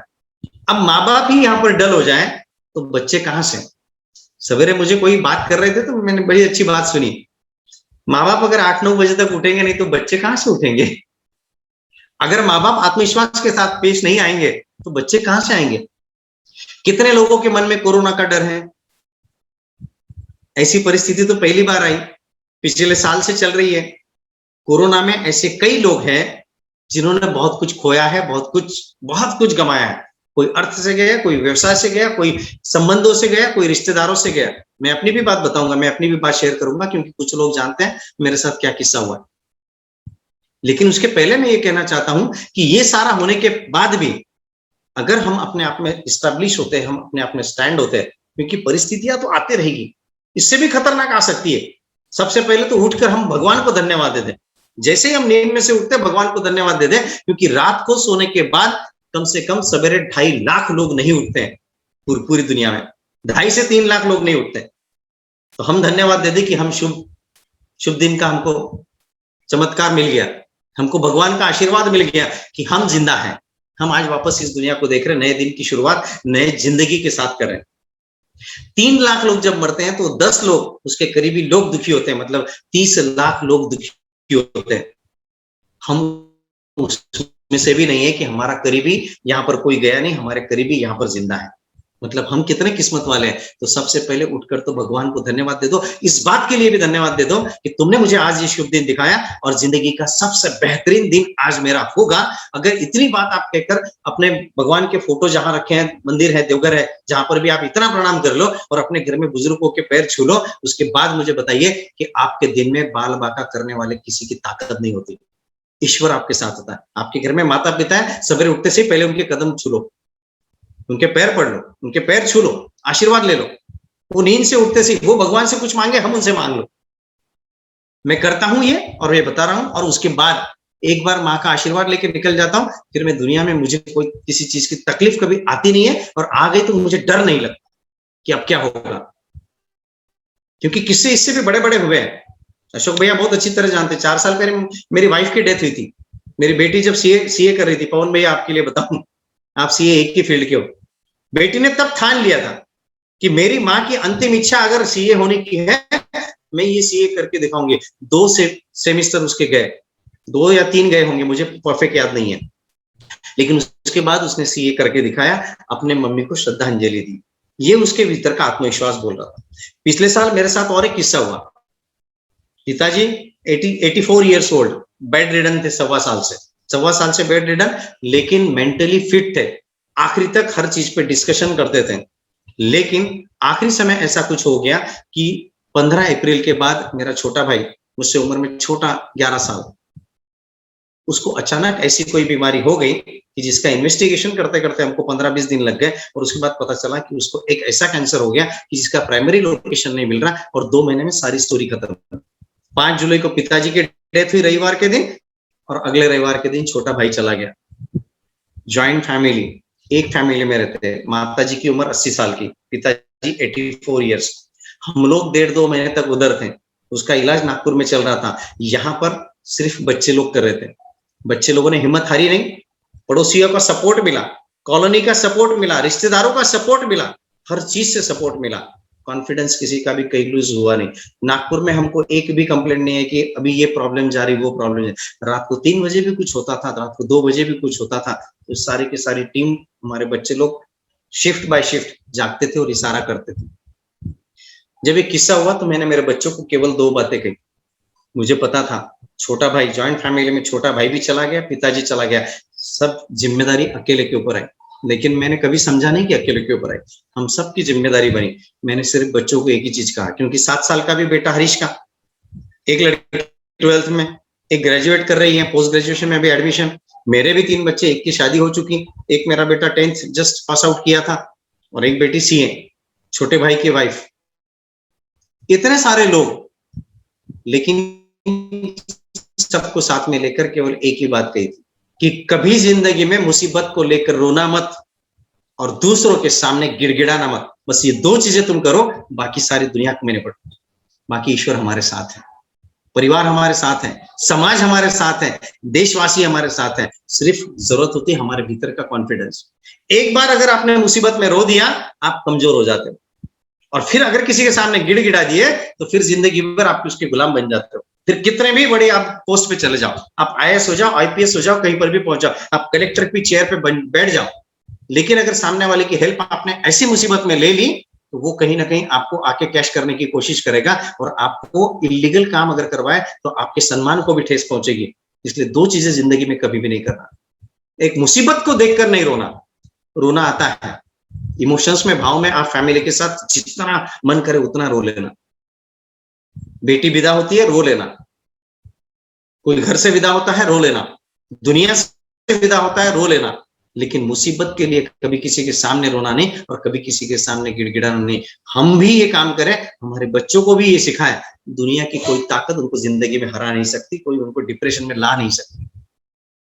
और सारी की सारी बातें तो आत्मविश्वास पे निर्भर है। अर्जुन जब सारी हिम्मत हार चुका था महाभारत के रणांगण में पहुंचकर, जब भगवान कृष्ण ने और क्या किया? भगवान कृष्ण ने कुछ नहीं किया, एक जांबुवंत का रोल किया। उनको युद्ध क्यों करना चाहिए? उसका महत्व समझा दिया, उसके इंपॉर्टेंस बता दिया और उसके अंदर वो आत्मविश्वास भी बढ़ दिया कि तुम ये कर सकते हो, ये तुम्हारी जिम्मेदारी है, ये तुम्हारा कर्तव्य भी है, क्योंकि तुम क्षत्रिय हो।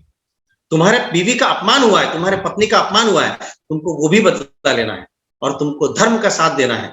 और ये सब करते करते फिर अर्जुन ने वो लड़ाई लड़ी थी। हर चीज में आप देखेंगे, महाभारत से लेके रामायण से लेके हर चीज में, हर जगह पे आत्मविश्वास का रोल बहुत बड़ा होता है। झूठ भी अगर बोला जाता है आत्मविश्वास के साथ तो उसको भी सच मान लिया जाता है कोर्ट में। और होता क्या है, झूठी केसेस जब कोई जीत जाता है तो हमको यहाँ पर बहुत बुरा लगता है, लगना भी चाहिए, लेकिन आप देखेंगे तो उनके भीतर का झूठ बोलने का आत्मविश्वास जज को इंप्रेस कर जाता है। मैं इसका समर्थन नहीं करता हूं, लेकिन अपनी बात रखने की बात आती है। जब अपनी बात रखनी है तो ये बात होनी चाहिए। आज हमको गर्व होता है कि हमारे माहेश्वरी बंधु कहाँ कहाँ पहुंच गए। आज जब इतनी बड़ी तादाद में इस कमेटी ने मेहनत की है, तो कितने आईएएस, कितने आईपीएस ऑफिसर हमारे भीतर ही कितने मार्गदर्शक हैं।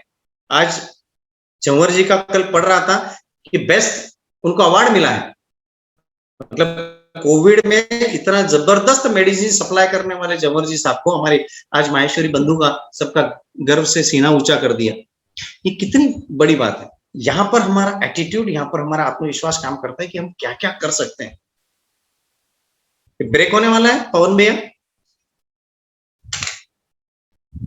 ब्रेक आप हाँ जी, नहीं ब्रेक नहीं रही।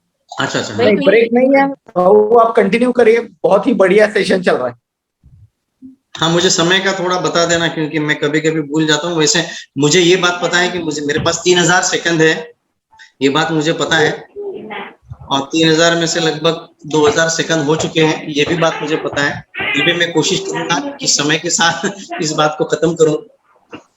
ऐसा कुछ नहीं, 500 सेकंड बढ़ गए तो भी चलता आपके इसमें। भाई साहब धन्यवाद आपका।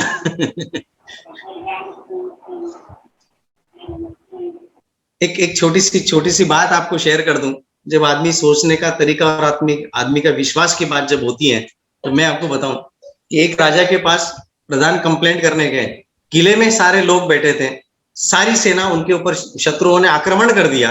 और आक्रमण करने के बाद में जब प्रधान ने देखा कि हम तो सब तरफ से घिर चुके हैं, सभी को पता है सब तरफ से घिर चुके हैं, तो उसने जाके राजा के पास कंप्लेंट की। राजा को बोला कि राजा साहब हम तो फंस गए। बोले कैसे? तो बोले हम तो सब तरफ से घिर चुके हैं। राजा ने बोला इससे अच्छी बात ही नहीं हो सकती, ये तो इससे अच्छी बात ही नहीं हो सकती। अब तो किधर भी गोली चलाओ, शत्रु का तो खात्मा होना ही है, शत्रु तो मरना ही, हमारी गोली खराब नहीं होगी। ये हमारे भीतर का आत्मविश्वास, ये हमारी सोच है। अगर ऐसी सोच हमारी हो जाए तो फिर हम क्या नहीं कर सकते। आज जितने लोग कोरोना में डिप्रेशन में जा रहे हैं, जितने लोगों को मैं मिल रहा हूं, देखता हूं, परसों के दिन एमबीबीएस में पढ़ने वाली, गोंदिया में पढ़ने वाली लड़की अमरावती में आई, उसके पिताजी का 4 दिन पहले फोन आया कि मेरी बच्ची डिप्रेशन में जा रही। काम क्या है? मेडिकल कॉलेज में स्टूडेंट क्या है? एमबीबीएस की, डॉक्टर बन रही है, भविष्य की डॉक्टर खुद डिप्रेशन में जा रही है। सोचिए क्या हालत होगी। जब उससे बात करने के बाद पता चला कि उसको जो फिजिकली प्रॉब्लम थी, बिल्कुल ये यहाँ से पीठ और ये सब निकल चुका था, वहां पर तो वो हो गया, लेकिन किस बात का चिंतन चल रहा था? मैं गोंदिया के मेडिकल कॉलेज में पढ़ रही हूँ, मेरा कॉलेज सिटी से 4 किलोमीटर 6 किलोमीटर दूर है, लेकिन वहां अगर मुझे कुछ हो गया तो मेरे माँ बाप कैसे पहुंचेंगे? अब इस चिंता को कोई अर्थ है? अब इसकी चिंता से माँ बाप वहां पहुंचेंगे? नहीं पहुंचेंगे। तो इसके लिए क्या करना होगा? मैंने जब उनकी काउंसलिंग की घंटे भर के बाद में, मुझे तो 3 दिन के सेशन बोल के गए थे, एक ही सेशन में काम हो गया। तो मैंने बच्ची को ये पूछा कि मैंने बोला क्या तुम्हारे पास वहां पर 4 दोस्त नहीं है? सिर्फ 4 दोस्त चाहिए कि हमको रात बेरात कभी भी आवाज दे दो। अगर ऐसे नहीं है तो अभी आपके पास समय है, बना लीजिए। मैं तो बड़ी जोरदार बात से कहता हूं, 850 करोड़ इस जनता पॉपुलेशन है इस दुनिया की, 850 करोड़। हमको 850 करोड़ से क्या लेना देना? हमारे जिंदगी में 8.5 लोग ऐसे चाहिए कि जो हम आवाज दे और पहुंच जाए, ये भी नहीं पूछे कि क्यों बुलाया, कब बुलाया, कहां बुलाया, बस फोन किया, उसको मैसेज मिला कि उसने सिर्फ आना है हमारे पास में, कहाँ आना है, खत्म काम, क्यों आना है, क्या आना है, क्या करना है, क्या, कुछ नहीं पता, सिर्फ एक ही। ऐसे सिर्फ कितने? 8.5 लोग। 850 करोड़ की जरूरत नहीं है। 8.5 लोग अगर हमारी जिंदगी में है, हमारी जिंदगी सफल है, हमारी जिंदगी सफल है। एक छोटा सा किस्सा आप लोगों के साथ शेयर करूंगा जो भी वास्तविकता में हुआ है। पूना का ही लड़का था, पूना में एक कंपनी में जॉब करते थे। बाइक पे चलते चलते उसका बहुत गहरा एक्सीडेंट हुआ। 10-15 साल से वहां पर जॉब कर रहे थे और फिर अमरावती के ही थे, तो अमरावती में उनको लेके आ गए। 2 साल से वो बीमार थे। मुझे परसों के दिन कोई आया, उसने कहा कि भैया आपको चलना पड़ेगा और उनकी काउंसलिंग करनी पड़ेगी और एक्यूप्रेशर भी करना पड़ेगा, क्योंकि मैं एक्यूप्रेशर की भी प्रैक्टिस करता हूँ, तो एक्यूप्रेशर भी करना पड़ेगा। तो मैं चला गया उनके साथ। जाने के बाद मैं उनसे बातचीत किया, बातचीत करते करते करते करते पता चला कि थोड़ा सा परिचय में कहीं निकले हो। निकलने के बाद तो मुझे थोड़ा याद भी आ गया कि ये क्या करते हैं, ये क्या व्यक्ति है, ऐसा वैसा। तो उनका एक हाथ काम नहीं कर रहा था, लेकिन घंटा भर वो गाड़ी लेकर चल सकते हैं, मार्केट में गार्डन में घूम कर आ सकते हैं, 2-2 4-4 घंटे आराम से बैठ सकते हैं, तब भी कोई प्रॉब्लम नहीं है। लेकिन एक पैर और एक हाथ इस ढंग से कमजोर हो चुके थे और 2 साल से बेड, सिर्फ घर में बूढ़े पिताजी, बीवी तो बच्चे हैं, क्योंकि 42 साल की उम्र में 2 बच्चे, बीवी, माताजी और पिताजी। पिताजी पंडित हैं, पूजा पाठ करते हैं और ये भी मतलब ब्राह्मण आदमी है, लेकिन एक कंपनी में जॉब करते थे। कंपनी का जॉब तो छूट गया, अमरावती आ गए। अमरावती में आने के बाद में 2 साल से, और जब मैं उनके पास बैठकर उनकी बात सुन रहा था तो उन्होंने आंखों से रोना शुरू कर दिया कि आगे क्या होगा, मेरे पिताजी की उम्र हो चुकी है, कितने दिन तक ये पूजा करेंगे, खर्चा हमारा इतना चलता है कि हॉस्पिटल एक बार जाते हैं ऑटो लेकर तो कितना खर्चा होता है, इतना पैसा अब हमारा निकलता नहीं है, कब तक लोगों के सहारे चलते रहेंगे। इन अंदर से उसका स्वाभिमान टूट चुका था, आत्मविश्वास पूरी तरह से खत्म हो चुका था। तब मैंने उनसे एक बात कही, मतलब पुणे में क्या जॉब करते थे, तो बोले एक शेयर की ऑफिस में था। मतलब वहां क्या करते थे, असिस्टेंट एनालिसिस पे काम करते थे। Very good. कितने साल काम किया, मैंने करीबन 6 से 8 साल काम किया। और क्या करते हैं, बोले मैं साथ में कुंडली भी देखता हूँ, ब्राह्मण आदमी है, कुंडली भी देखता हूँ। मतलब कुंडली बनाते हो, तो बोले हाँ कुंडली बनाता हूँ। ये वास्तविकता सारी एक एक शब्द, इसमें मतलब बहुत कट शॉर्ट मैंने कर दिया, क्योंकि वो मीटिंग तो हमारी 1.5 घंटा 2 घंटे चली थी। तो ये सारा पूछा, मतलब कुंडली समझती हैं, तो बोले हाँ कुंडली समझती हैं, लेकिन अभी और थोड़ा अभ्यास बाकी है। ठीक, मैंने बोला 2 सबसे बड़ी दुनिया की सबसे बड़ी ताकत तुम्हारे पास है, तुमको कुछ नहीं करना है। तो बोले क्या, मतलब जब तुम असिस्टेंट एनालिसिस करके काम कर चुके हो, तुम्हारे प्रिडिक्शंस अगर सही आते हैं, तो तुम यहाँ पर कंप्यूटर लेके तुम्हारा जो एक हाथ चलता है, राइट हैंड चलता है, तो तुम तुम्हारा वो एनालिसिस करो, खुद के लिए काम करो। खुद के लिए काम नहीं करते तो दूसरों के लिए काम करो, उसकी फीस मिलेगी। उसकी फीस नहीं मिलेगी तो यहाँ पे क्लासेस ले लो, 2 4 5 लोग आपके पास आते हैं तो आप उनको सिखा सकते हो, आपका अर्निंग शुरू होगा, कॉन्फिडेंस बढ़ेगा। आपका मार्केट चलता होगा, 9 से 9 साढ़े 9 बजे शुरू होता है, 9 साढ़े 9 से 3:30 4 बजे तक 1-2 घंटा और स्टडी के लिए, स्क्रिप्ट वाइज जो भी स्टडी करनी है। दूसरे दिन तीसरे दिन जो भी आपका है, जो भी प्रोटोकॉल, उस हिसाब से आप चले और ये काम करें। किसी का महीने का कॉल होगा, 1 दिन का कॉल, 2 दिन का। उसके बाद समय बचता है कुंडली के लिए। कुंडली के लिए आप समय दे दो, क्योंकि दुनिया में इतने दुखी लोग हैं, और जहां आत्मविश्वास खत्म होता है वहां से ये प्रक्रिया शुरू होती है, कुंडली और ये सारा शुरू होता है। जहां आत्मविश्वास खत्म होता है वो, और मैं समझता हूँ कि 98% लोग तो करीबन ये काम करते ही है, और हिंदुस्तान में तो करते ही करते हैं। तो 90, अब आपके कस्टमर कितने हो गए, आपको कितने कस्टमर चाहिए, आप कितने रुपए लेंगे कुंडली के? तो बोले 500 रुपए मैं लेता था, मुझे पुणे में 500 रुपए मिलते थे कुंडली के। मतलब अमरावती है, कम मिलेंगे। कितने चाहिए, कुंडली बनाने को कितना समय लगता है, आज आप बोल दो, कल लेके जाओ, आपको रात भर का समय मिलता है, क्योंकि सभी करते करते हैं। तो 1000 रुपए तो आप ऐसे ही कमा सकते हो, 30,000 का तो ऐसे ही कुंडली का हिसाब हो गया। बाकी आपका जो शेयर मार्केट का एनालिसिस आप जो करते हो, वो बंदे ने परसों से चालू कर दिया ये काम। 3-4 दिन पहले, 5 दिन पहले मीटिंग हुई, फिर मैं गया तो वो बोले आपने तो मुझे देखा ही नहीं, आपने तो मुझे टच किया नहीं, मेरा तो एक्यूप्रेशर किया ही नहीं। मतलब बिल्कुल करने की जरूरत नहीं है, मैं जो असाइनमेंट दे रहा हूँ पहले आप असाइनमेंट कंप्लीट कर लीजिए, वो असाइनमेंट कंप्लीट करके मुझे मैसेज कीजिए, मैसेज करने के बाद फिर मैं आगे बढ़ूंगा कि क्या करना है। तो जो व्यक्ति मुझे लेके गया था 3 दिन पहले आके मुझे बोल के गया कि भैया उन्होंने लैपटॉप खरीद लिया है, और लैपटॉप देने वाला डोनर भी हमारा एक दोस्त था, उसने, उनके पास पैसे नहीं थे तो उसने वो लैपटॉप पहुंचा दिया। लैपटॉप पे उन्होंने काम शुरू कर दिया और काम अच्छे से चल रहा है, ऐसा मुझे 2 दिन पहले उन्होंने खबर भी दे दी। अभी 1 हफ्ता और जाएगा, लेकिन 1 हफ्ते के अंदर बंदे के अंदर का जो कॉन्फिडेंस बिल्टअप होगा, उसके बाद ये पूरी की पूरी फैमिली खड़ी हो जाएगी। खड़ी नहीं होगी, इनके पास लाइन लग जाएगी। ये उदाहरण मैं आपको इसलिए दे रहा हूं, आप हम लोग इसलिए शेयर कर रहे हैं कि हमारे पास भी ऐसी बहुत सारी क्वालिटीज हैं। कोरोना ये अपॉर्चुनिटी थी, ये दिक्कत नहीं थी, ये अपॉर्चुनिटी थी। ये दिक्कत उन लोगों के लिए थी जिनके दिमाग में उन्होंने फिट करके रखा कि कोरोना बहुत बेकार है, कोरोना से बहुत नुकसान हुआ, ये हो गया, वो हो गया। मुझे एक बात बताइए, अगर हम अपाइज हो जाते तो कोरोना से ज्यादा हमको अंदर बैठना पड़ता, आज कम से कम वो तो नहीं बैठना पड़ रहा है। आज हम सशक्त है, परिवार के साथ टाइम स्पेयर कर रहे हैं, उनके साथ बैठ रहे हैं, उनके साथ बातें शेयर कर रहे हैं। और सबसे बड़ी बात है, आज मुझे एक सवेरे किसी ने फोन करके बोला कि ये कोरोना से मुझे बहुत दिक्कत होगी। हाँ सॉरी, इंदौर से एक फोन आया था कि सर ऐसा हो रहा है, सर वैसा हो रहा है, सर वैसा हो रहा है। मैंने बोला 60 इयर्स के बाद आप रिटायर्ड होंगे? बोले हाँ बिल्कुल रिटायर्ड होंगे। बोला तब क्या करोगे? तो तब सर मैं मेरी हॉबीज पूरी करूंगी, लड़की थी, तब ये करूंगी, तब वो करूंगी। मैंने बोला वो काम अभी करो ना, अभी क्या फर्क पड़ रहा है? आपने अगर ऐसा लगता है आपने गीता नहीं पढ़ी तो 18 अध्याय कंप्लीट कर डालो। आपको लगता है कि आपको सिंगिंग का शौक है, सिंगिंग का क्लास लगा लो, ऑनलाइन वो भी चलता है। जो सारी चीजें, किताबें नहीं पढ़ी, जो मूवीज नहीं देखी, जो काम नहीं किया, वो सारा अभी कर डालो। ये समय आपका बच रहा है क्योंकि आपको जिंदगी जीना सिखा रहा है, जिंदगी को रोना नहीं हंसना सिखा रहा है, जीना सिखा रहा है। ये कोरोना का समय बहुत अच्छा आया है। जिन लोगों के लिए पॉजिटिव, जो लोग सोचते हैं उनके लिए कोरोना बहुत अच्छा है। निश्चित रूप से फाइनेंशियल तकलीफ हुई होगी बहुत सारे लोगों को, मैंने महसूस की, मैंने देखी है, बहुत करीब से देखी है ये तकलीफ। लोगों के घर पे जा जाके देखा है कि जहाँ पे रोज लाना, रोज कमाना, रोज खाना है, उन लोगों के लिए बहुत दिक्कत की बात हुई है। लेकिन इसका मतलब ये नहीं कि यहाँ पर जिंदगी खत्म हो जाती। यहाँ पे जिंदगी बिल्कुल खत्म नहीं होती, यहाँ से जिंदगी स्टार्ट होती है। सोचिए कि यहाँ हमको अध्ययन करने का कितना समय मिला, परिवार के साथ चलने का समय कितना मिला, इतना सारा समय हमको मिला। हम जहां जहां जिंदगी में पहले गलतियां कर चुके, हर इंसान गलतियां कर चुका है, हर इंसान के डिसीजन हुए, निर्णय गलत हुए, कहीं ना कहीं गलत स्टेप उठे, वो सारी स्टेप सुधारने का ये बहुत बड़ा मौका था कोरोना, कि किसी न किसी माध्यम से हमारे पास कोई ना कोई अच्छी चीज, इसको अच्छा सोचो तो अच्छा है, इसको गलत सोचो तो गलत। ऑलवेज नेगेटिव ऑर्डर्स हम जो हमारे मन को देते हैं, बहुत बुरा चल रहा है। बिजनेस मंदा है, धंधा नहीं है, ऐसा करके हम जो अपने आप को निगेटिविटी में लेके जाते हैं, बस यही चीज हमारा कॉन्फिडेंस कम करता है, हमारा आत्मविश्वास कम करता है। और ये जब आत्मविश्वास धीरे धीरे फिर 10 लोगों से आप मिलेंगे। मैं तो कहता हूं कि 10 लोग चुन लीजिए कि कौन लोगों से मिलते हैं। जो लोग निगेटिव बातें करते हैं वहां पर आपका टाइम इन्वेस्ट ही नहीं करो, वो वेस्ट है।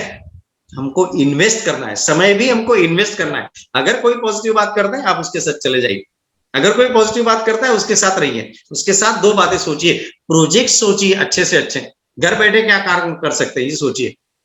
मैं आपको बताऊं साहब, मेरे साथ ये जो दिक्कत हुई है, मैंने फिल्मों का बिजनेस किया, साथ में मेरा पतंजलि था, और ट्रेनिंग मेरा बहुत बड़ा प्रोफेशन था।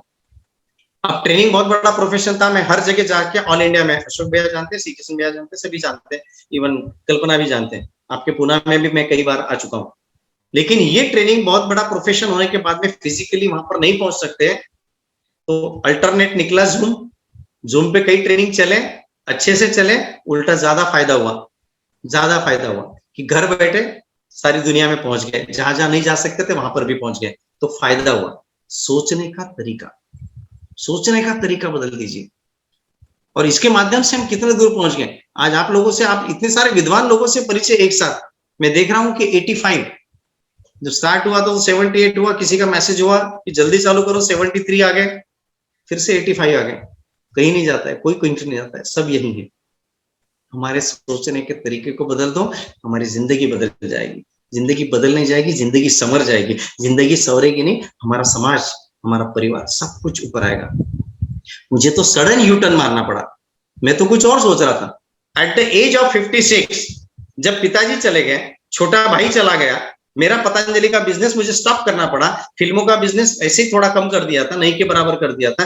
प्रोफेशन ये ट्रेनिंग वाला जो चल रहा था उसको कुछ समय चलते चलते लास्ट कमिटमेंट पूरा किया था मैंने कार में। जब मेरे भाई को मैं एम्बुलेंस पे लेके जा रहा था तब एम्बुलेंस में भी ट्रेनिंग लिया, वो 2-2.5 घंटे, और बात वहां पे वो लास्ट ट्रेनिंग हुआ था। उसके बाद फिर शुरू हुआ, लेकिन वो लास्ट वो कमिटमेंट पूरा किया। लेकिन उसके बाद उसका जब LIC का बिजनेस देखा, तब तक हमारा कोई इंटरफेरेंस नहीं, वो उसका काम करता है, रहते एक घर में, सब कुछ सब बताता है, लेकिन मैंने कभी ध्यान नहीं दिया। आपको बताऊं कि उसके बाद जब लोग मिलने के लिए जो आए, उन्होंने बताया कि हमको कुछ भी नहीं पता। तो मैंने उनसे पूछा कि आपको हरीश आपको कैसी सर्विस देता था, यानी क्या सिस्टम था आप लोगों का? तो वो कहता था कि हरीश मेरे छोटे भाई का नाम है जिसका देहांत हुआ। तो वो आते थे और वो चेक लेके चले जाते थे, तो हमको बोल देते थे 15 दिन पहले, 8 दिन पहले कि इतने का चेक लगेगा। अच्छा ठीक, फिर आपने कौन कौन सी पॉलिसी बनाई? तो हमको वो भी नहीं पता। मतलब फिर आप पॉलिसी कैसे बनाते थे? तो हम हरीश भैया को बोल देते थे कि ये साल मुझे इतने पैसे इन्वेस्ट करने हैं, फिर हमारा फैमिली का जो भी डेटा उनके पास अवेलेबल होता था उसके हिसाब से वो अपना प्लान बनाते थे और फॉर्म पे हम साइन करते थे, बस इतना ही। यानी इतना विश्वास था। 13 जुलाई को ये डेथ हुई और मैंने जब ये देखा तो मुझे ये समझ में आया कि अगर मैंने ये बिजनेस में ध्यान नहीं दिया, कितने लोगों का नुकसान हो जाएगा, कितने लोगों की पॉलिसी चली जाएगी, लैप्स हो जाएगी, कितने रिवाइवल आ जाएंगे, कितनों को पेनल्टी लगेंगी। 1 अगस्त से हमने इमीडिएट इसमें इंटरेस्ट लिया, काम किया और सबको जो भी सर्विस थे, जितना भी उसका क्लाइंटल, इतना बड़ा क्लाइंटल सबको दिया। लोगों ने कहा ये तो आधी सर्विस हुई ना, अब ये पूरी सर्विस क्या होती है? तो बोले अब हमको नई पॉलिसी बनाना, तो आपके पास तो राइट्स ही नहीं है। हाँ ये तो बात करेक्ट है। तो बोले हमको किसी और को देखना पड़ेगा, या फिर आपको भी बोलेंगे तो आप भी किसी और को देखेंगे। तो फिर क्या किया जाए? फिर डीओ से कांटेक्ट किया। At the age of 56 LIC का एग्जाम दिया, LIC का एग्जाम पास किया और फिर नया एजेंसी कोड लेके फिर उसमें काम चालू किया। Absolutely U turn. लेकिन मेरे बच्चे, मेरी माताजी, हमारी बहू, सबने ऐसी हिम्मत दी कि वो काम भी कर गए और आज मैं MD-RT की तरफ बढ़ रहा हूं। ये सब आप लोगों की दुआ है, आप लोगों का विश्वास है, आप लोगों ने दिया हुआ आत्मविश्वास है। जो मेरे मार्गदर्शक यहाँ पर मुझे सुन रहे हैं, वो सारे इन लोगों का ये आत्मविश्वास जो मुझे हर बार मेरे अंदर जो प्रेरणा भर भर के मुझे जो ऊंचा उठाकर मेरे अंदर जो विश्वास भरा, उस विश्वास का ये। और इसीलिए मैं बच्चों को ये बोल पाया और इसीलिए मेरे बच्चे ये सब सुनते हैं, ये सब बात करते हैं। तो उनको देख के सारे लोग भी बोलते हैं कि यस, बच्चों के भीतर का एक कॉन्फिडेंस है। और जब उनकी ये बात सुनता हूं तो मुझे भी गर्व होता है कि यस, कुछ हो रहा है। तो हम ये मैनेज कर सकते हैं, लेकिन इसके पहले, सबसे पहले मैनेज किसको करना होगा? अपने आप को। दुनिया में कोई किसी का नहीं होता। जाते वक्त आप अकेले होते हैं, रहते हैं अकेले रहते हैं, आपको निर्णय अकेले लेना है, सब कुछ अकेले लेना है। इंसान सबसे ज्यादा बात किससे करता है? सबसे ज्यादा बात दिन भर में आप किससे करते हैं? हम लोग किससे करते हैं बात? अपने आप से, और किसी से नहीं करते। अगर मुझे बात कोई पवन जी को बताना है तो मैं पवन जी को बताने के पहले मैं अपने, पवन जी मेरे बहुत करीबी मित्र है, बहुत करीबी मित्र है, अशोक भैया मेरे बहुत करीबी मित्र है, लेकिन उनको भी बोलने के पहले मैं अपने आप से पूछता हूँ कि ये यार, ये बात मैंने पवन को बतानी चाहिए क्या? अपने आप से सोचता हूँ, अपने आप से बात करता हूँ। जब मैं अपने आप से पॉजिटिव बात करूंगा तो मैं बाकी लोगों से पॉजिटिव बात करूंगा। जब मैं अपने आप में कॉन्फिडेंट रहूंगा तो दूसरों से कॉन्फिडेंस से बात करूंगा। और कॉन्फिडेंस को तो आप कुछ भी कर सकते हैं, सारी दुनिया को जीत सकते हैं। जहां पर सर पे बाल नहीं होते वहां कंघी बेचकर आ जाओ, ये भी काम आप बड़े कॉन्फिडेंस से कर सकते हैं। तो ये इतना कॉन्फिडेंस अगर हमारे भीतर आ जाए, मैं समझता हूं कि हमको दुनिया की कोई ताकत हमारे अंजाम तक पहुंचने तक रोक नहीं सकती। पवन भाई साहब, समय देख रहा हूं मैं, अभी आप मुझे आदेश करें कि क्या करना चाहिए। जी बिल्कुल, दो से 4 मिनट में आप कंक्लूड कर सकते हो। 2 से 4 मिनट में मैं कंक्लूड कर लूंगा। जी बिल्कुल, बहुत अच्छी बात। मैं छोटा सा एग्जांपल आप सब लोगों को एक देना चाहता हूं। जो हम लोग गाड़ी चलाते हैं, जी, बाइक भी चला लेते हैं, कार भी चला लेते हैं, और छोटे बच्चे हैं तो साइकिल भी चला लेते हैं, बड़े भी लोग चला लेते हैं। तो शुरुआत में कभी ऐसा हुआ है किसी के साथ कि वो आज तक साइकिल से गिरा ही नहीं है, या उसकी गाड़ी का एक्सीडेंट हुआ ही नहीं? ऐसा कभी किसी के साथ हुआ है? नहीं हुआ है। कभी ना कभी गिरे हैं, पड़े हैं, गली में चलाई होगी, कॉलोनी में चलाई होगी, कुछ ना कुछ। कॉन्फिडेंस कहाँ लूज होता है? कॉन्फिडेंस लूज होता है। हाँ, थैंक यू।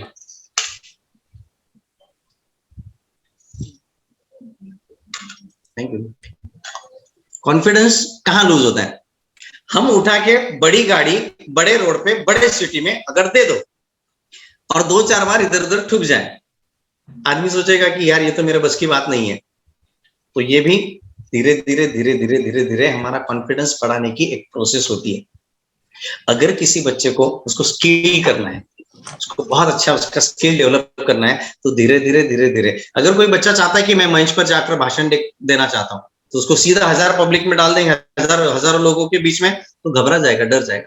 लेकिन अगर उसको बोलेंगे कि 4 लोगों के बीच में एक कभी जोक बोलना है, एक कभी शेर बोलना है, एक कभी कहानी सुनाना है, तो धीरे धीरे बच्चा आज 4 लोगों को सुनाएगा, कल 40 लोगों को सुनाएगा, फिर 400 लोगों को, फिर 4000, 4 लाख, कितने भी रहे, कुछ फर्क नहीं पड़ता। एक बार वो संख्या पार गया, हो गई, काम खत्म। अब अपने यहाँ पर इतने सारे दिग्गज लोग हैं, आप सुनते हैं कितने हजारों की तादाद में बैठे रहते हैं, हजारों की तादाद में कितना बड़ा मार्गदर्शन होता है। मार्गदर्शक अशोक भैया बैठे हैं, श्री कृष्ण भैया बैठे हैं, पवन जी आप खुद देख रहे हैं, कल्पना जी सब हैंडल कर लेते हैं बराबर से। मैंने उनको पुणे में भी देखा था ये सब करते हुए। तो ये सारा कहाँ से आता है? ये सारा हमारे भीतर से आता है। तो हमारा अगर बच्चों का कॉन्फिडेंस बढ़ाना है, हमारे भीतर का भी कॉन्फिडेंस बढ़ाना है, तो जो चीज हमको नहीं आती, जिस चीज का हमको डर है, उसको धीरे धीरे स्टार्ट करें। स्टार्ट करने के बाद पता चलेगा कि हमारा कॉन्फिडेंस बढ़ रहा है। आज मैं सक्सेस हो गया और फिर और कहीं कुछ ऐसी बात हो जाए कि हमारा कॉन्फिडेंस बहुत लूज हो जाए, या हम निगेटिविटी में जा रहे हैं, या हमको लग रहा है कि हम बहुत अभी निगेटिव सोच रहे हैं या ऐसा कुछ है, तो उसके लिए दो ही चीजें, दो ही इलाज है। या तो आप अच्छी संगत को पकड़ लो, आपका समय अच्छी जगह इन्वेस्ट कर दो, पहली बात। दूसरी बात, आपके लाइफ में जो अचीवमेंट आपको मिले हैं, जो पुरस्कार आपको मिले हैं, जब जब आपको पुरस्कृत किया गया है, जब जब आपको अवार्ड मिला है, उस चीज को याद करो और सोचो कि ये मैं कर सकता हूं, यस आई कैन डू। फिर भीतर से जवाब आएगा, यस यू कैन डू। और जब ये जवाब सामने से मिलेगा हमको, आईने में देखना, मुस्कुराना, और जब ये मुस्कुराहट हमारी, जब मुस्कुराहट होगी, बस एक मुस्कुराहट सारा काम खत्म कर देती है। और जब आपको बहुत ज्यादा मुसीबत आ जाए, बहुत ज्यादा तकलीफ आ जाए, तो कुछ भी नहीं करना। मैं जो करता हूँ वो आपको बता देता हूँ। मैं आराम से ऊपर देखता हूँ, बैठ के ऊपर देखता हूँ, और ऊपर वाले की तरफ देख के ऐसा हंसता हूँ, बोलता हूँ कि हाँ ठीक है, तुम तुम्हारा काम कर लो, मैं मेरा काम करता हूँ। बस ऐसा बड़ी आसानी से बोलता हूँ, और उसके बाद निकल जाता हूँ। आप ही करके देखना, ये बहुत फैंटास्टिक फॉर्मूला है, नंबर 1 फॉर्मूला है। ये जब हम करके देखेंगे ना, बस मुस्कुरा देना, कितनी भी बड़ी मुसीबत आ जाए, बस मुस्कुरा देना, कुछ नहीं करना। और ये मुस्कुराहट जब आप अपने आप को देखेंगे हंसते हुए, तो मुझे नहीं लगता कि आपको कभी ये तकलीफ आएगी कि मेरा कॉन्फिडेंस लूज हो गया। और अगर कहीं पैसे की तकलीफ आती है और पैसे से आदमी घबराता है, तो 100% मैं कहता हूँ कि बहुत जल्दी किसी के सानिध्य में चले जाओ। पैसे कमाना कोई बहुत बड़ी बात नहीं। कहीं रिलेशन का होता है, सॉरी बोल के आगे बढ़ो, बहुत अच्छी बात है। इमीडिएट सॉरी, अगर आपको लगता है रिलेशन अगर इंपॉर्टेंट है, तो सॉरी बोल दो, अपना अहंकार बाजू में रख दो, कुछ नहीं करना है। ये सारी चीजें हमको बहुत अच्छे से संभालना आता है। और ये सारी चीजें, पति पत्नी का झगड़ा हो जाए, वहां तो सिंपल है, आसान तरीका है। जो पति घर में सॉरी बोल के चुपचाप रह जाता है, वो घर सुखी। और जिसने यहाँ पर मुजोरी की, वो फिर दिन भर दुखी। तो यहाँ पर तो करना ही नहीं भाई साहब, ये तो फॉर्मूला दे दूं आपको, ये हस्बैंड वाइफ रिलेशनशिप का सबसे स्ट्रॉन्ग फॉर्मूला है, और ऐसा कर लेना चाहिए। अब जो भाई साहब ऐसा मंद मुस्कुरा रहे हैं, वो सोच ले कि क्या क्या परिस्थितियां चल रही है, जैसी भी परिस्थितियां। दूसरी इंपॉर्टेंट बात और बता दो जाने के पहले, घर में कभी खाने में नुक्स मत निकालिए। खाने की नुक्स कभी नहीं निकालना।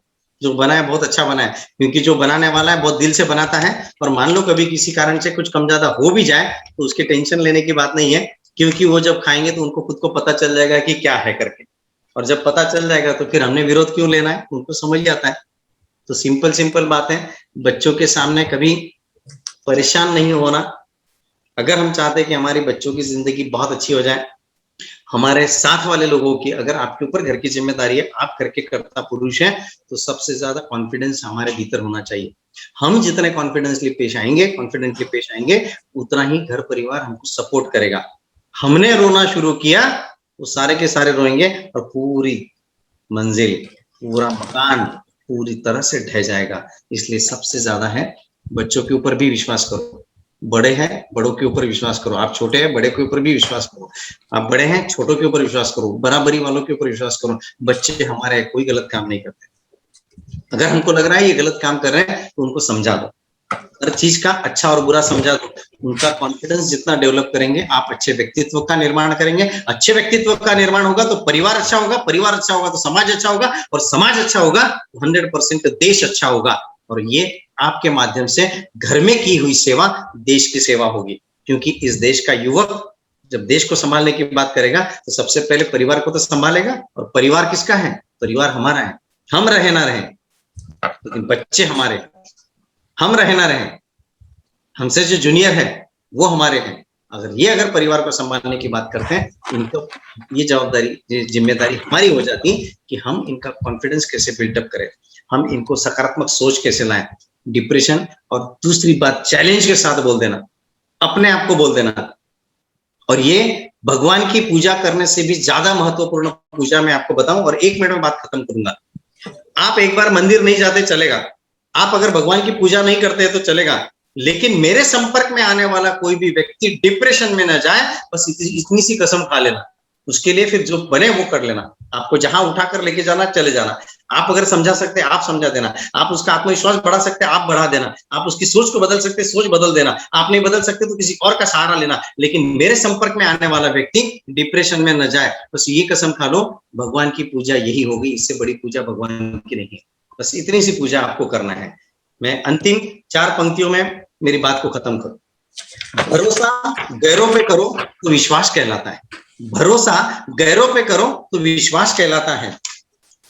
अपनों पे करो तो प्यार कहलाता है। भरोसा अपनों पे करो तो प्यार कहलाता है। भरोसा गैरों पे करो तो विश्वास कहलाता है। लेकिन वही भरोसा हम खुद पर करें तो वो आत्मविश्वास कहलाता है। वो आत्मविश्वास कहलाता है।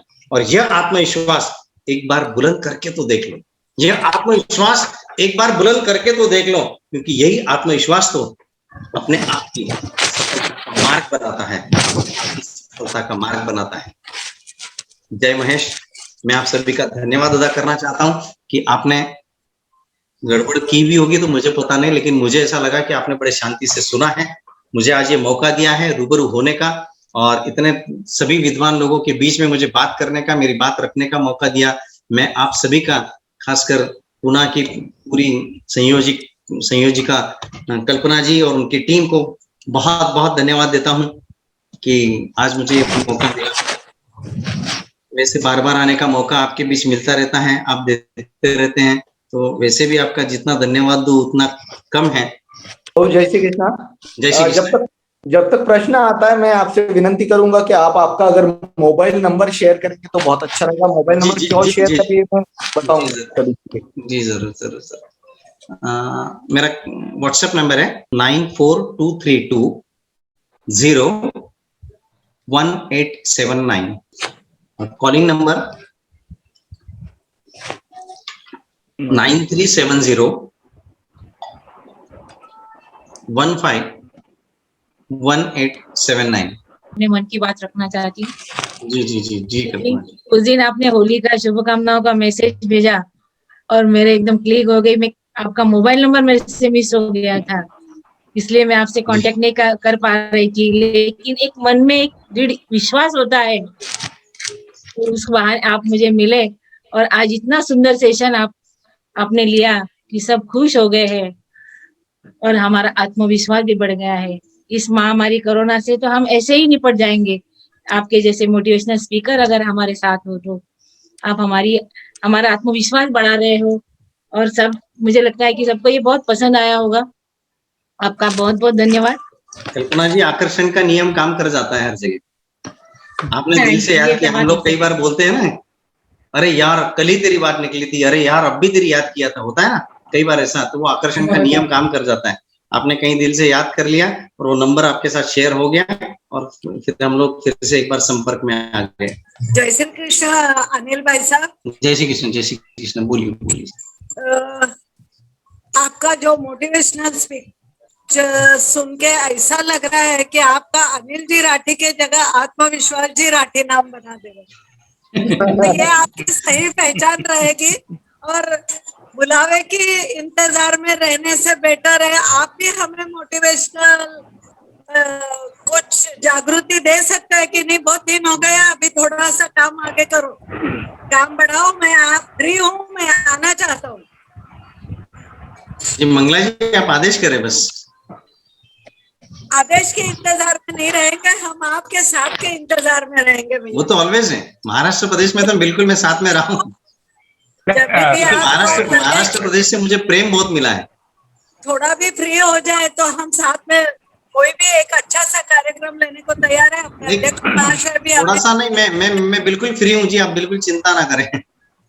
जी, आप जब प्रोग्राम लेना चाहें बिल्कुल आप ले लीजिए, कोई प्रॉब्लम नहीं है। हम तो हमारे अध्यक्ष भाई साहब को भी बहुत धन्यवाद देना चाहते हैं कि जब भी कुछ बात पूछो तुरंत हाँ कर देते हैं, तो ये विश्वास बढ़ाने वाली ही बात है।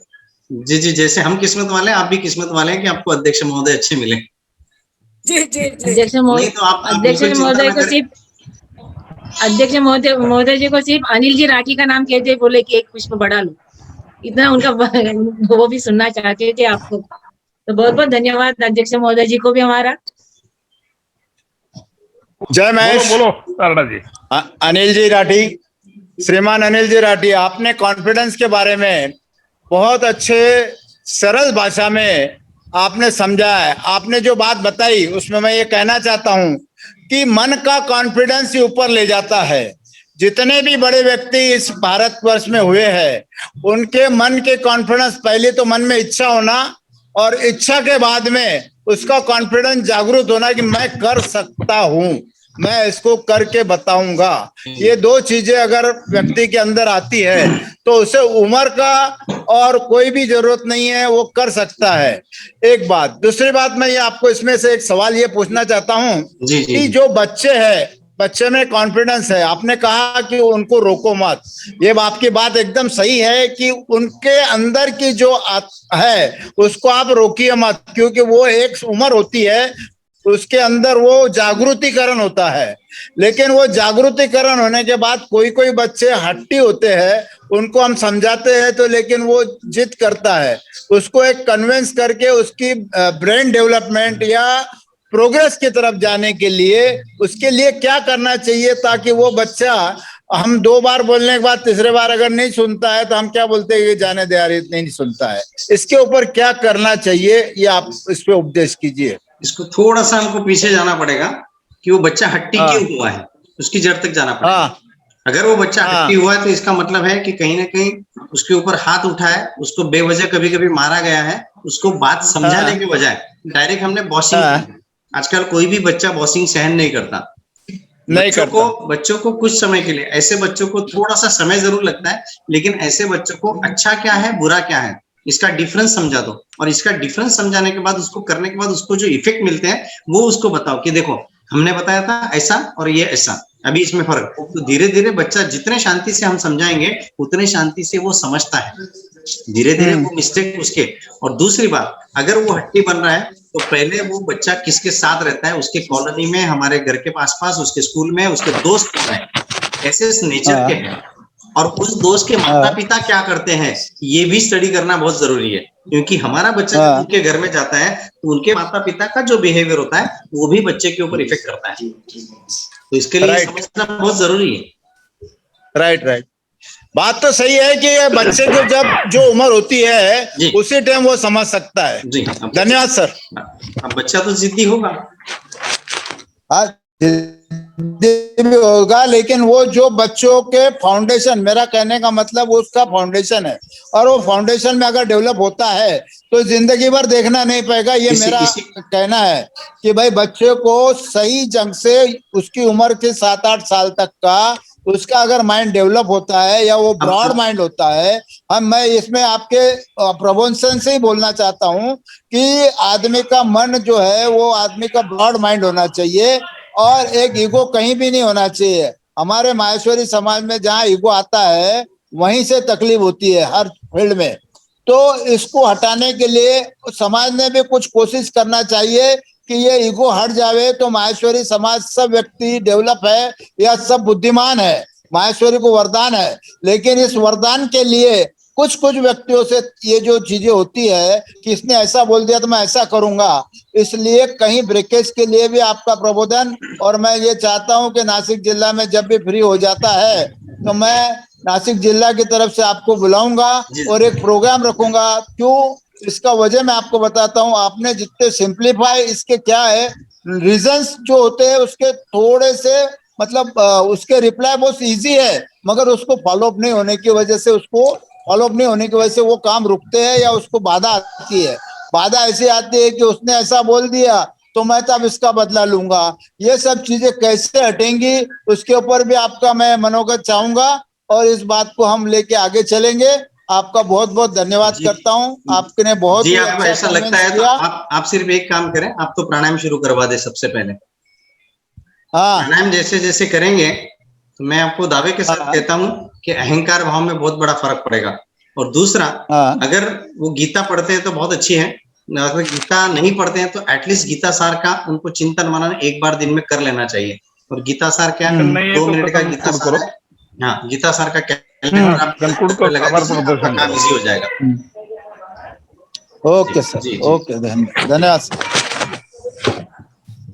अनिल जी, चैट बॉक्स में एक क्वेश्चन आया था, मैं कहना चाहूंगा जी। कि आजकल के जो बच्चे हैं वो स्मार्टफोन के लिए बहुत क्रेजी है, कि जैसे छोड़ते ही नहीं, तो उनको वहां से डाइल्यूट करने के लिए, डाइवर्ट करने के लिए हम क्या उपाय योजना कर उसके सकते माता पिता को सबसे कम उपयोग करना चाहिए स्मार्टफोन का, क्योंकि वो दिन भर लेके अपने चैट बॉक्स में चलते रहते, वो व्हाट्सएप पे चलते रहते, तो फिर बच्चे कहाँ जाएंगे। और बच्चे जब आवाज देते तो वो कोई ना कोई सीरियल देखते रहते हैं या कुछ ना कुछ यूट्यूब देखते रहते हैं, तो ये सारा होता है। तो बच्चे को वो जब निग्लेक्ट करते तो फिर बच्चे को भी लगता है कि ये मुझे मिल जाए। करेक्ट। तो उसके लिमिटेशंस होने चाहिए। परिवार को पूरा 1 घंटा एटलीस्ट साथ में बैठने का एक मौका होना चाहिए। उस वक्त किसी के भी हाथ में मोबाइल नहीं होना चाहिए। अदरवाइज सारे बच्चे जो है अपने अपने रूम में चले जाते हैं, रूम में जाते हैं, और फिर वो बच्चे मोबाइल पे लग जाते हैं, तो फिर वो स्मार्टफोन का ही डिमांड रहेगा उनका। जी, बहुत बहुत धन्यवाद जी। तो चलिए मैं अभी कार्यक्रम को समाप्ति की ओर लेके जाता हूँ। मैंने जानबूझ के आपका मोबाइल नंबर मांगा कि जैसे अभी हम देखते हैं कि कोरोना से बचने के लिए कोरोना का वैक्सीन लेना जरूरी है, तो बिल्कुल उसी प्रकार अगर हम डिप्रेशन के शिकार हो रहे हैं तो मेरे ख्याल से आपको मोबाइल पे आपसे बात करके जो मोटिवेशनल का एक वैक्सीन है, मोटिवेशन का जो इंजेक्शन है, वो हम सभी आपसे ले सकते हैं। बहुत बहुत धन्यवाद, आपने अपना मोबाइल शेयर किया और जिंदगी में इतने सारे रुकावटें आने के बावजूद, यू टर्न आने के बावजूद आज आप बहुत कॉन्फिडेंटली इस जिंदगी का आनंद ले रहे हैं और सभी को प्रेरणा दे रहे हैं। प्रेरणा की जीती जागती मूर्त हो आप। जाते जाते एक पंक्ति मैं कहना चाहूंगा कि भगवान कहते हैं कि उदास मत होना, भगवान कहते हैं कि उदास मत होना, क्योंकि मैं तेरे साथ हूं, सामने नहीं पर आस पास हूं। पलकों को बंद कर दिल से याद करना, पलकों को बंद कर दिल से याद करना, मैं कोई और नहीं, मैं तेरा आत्मविश्वास हूं, मैं तेरा आत्मविश्वास हूं। बहुत बहुत धन्यवाद। समिति की ओर से मैं आपको दिल से धन्यवाद व्यक्त करता हूं और अभी कार्यक्रम को मैं आभार प्रदर्शन की ओर लेके जाता हूं। हमारी समिति की सह संयोजिका सरोज दीदी, इनको मैं आभार प्रदर्शन के लिए आमंत्रित करता हूँ। जय महेश, जय श्री कृष्ण। महाराष्ट्र प्रदेश माहेश्वरी सभा अंतर्गत संस्कार संस्कृति संवर्धन समिति द्वारा आयोजित व्याख्यानमाला के चौथे पुष्प में पधारे जूम सभागार में मंचा, साथ ही आत्मविश्वास ही सफलता की बुनियादी प्रेरणा है, इस पंक्ति को सच कर बताने वाले भाई श्री अनिल जी राठी, साथ ही प्रदेशाध्यक्ष आदरणीय भंसाल जी भाई साहब, महिला अध्यक्ष बहन अनुसया जी मालू, सचिवा सुनीता जी पल्लोड, भाई मदन लाल जी मिनियार, युवा संगठन अध्यक्ष भाई श्री हार्दिक जी सारडा, डॉक्टर गोविंद जी मंत्री, सभा तथा संगठन के सभी ज्येष्ठ पदाधिकारी, समिति संयोजक, जिलाध्यक्ष एवं प्रबुद्ध श्रोतागण, आप सभी ने हमारे विनती को मान देकर अपना मौलिक समय देकर आज के इस पुष्प की महत्ता बढ़ाई है। समिति की ओर से कृत होते हुए मैं धन्यवाद ज्ञापित करती हूँ। भविष्य में भी आपका साथ यूं ही बना रहे, यही मनोभावना करती हूँ। साथ ही मीठी मधुर वाणी में प्रार्थना गीत से मंत्रमुग्ध कराने वाली बहन ममता जी लोहिया, जूम का प्रायोजन करने वाली बहन अंजलि जी तापड़िया और हर बार की तरह इस बार भी तकनीकी व्यवस्था को सुचारू रूप देने वाले भाई ओम भाऊ बजाज, आपका भी हृदय तले मनपूर्वक समिति की ओर से आभार व्यक्त करती हूँ। और हाँ, पुनः मिलना है एक बार 17 अप्रैल यानी अगले शनिवार को 5वें और अंतिम पुष्प पर।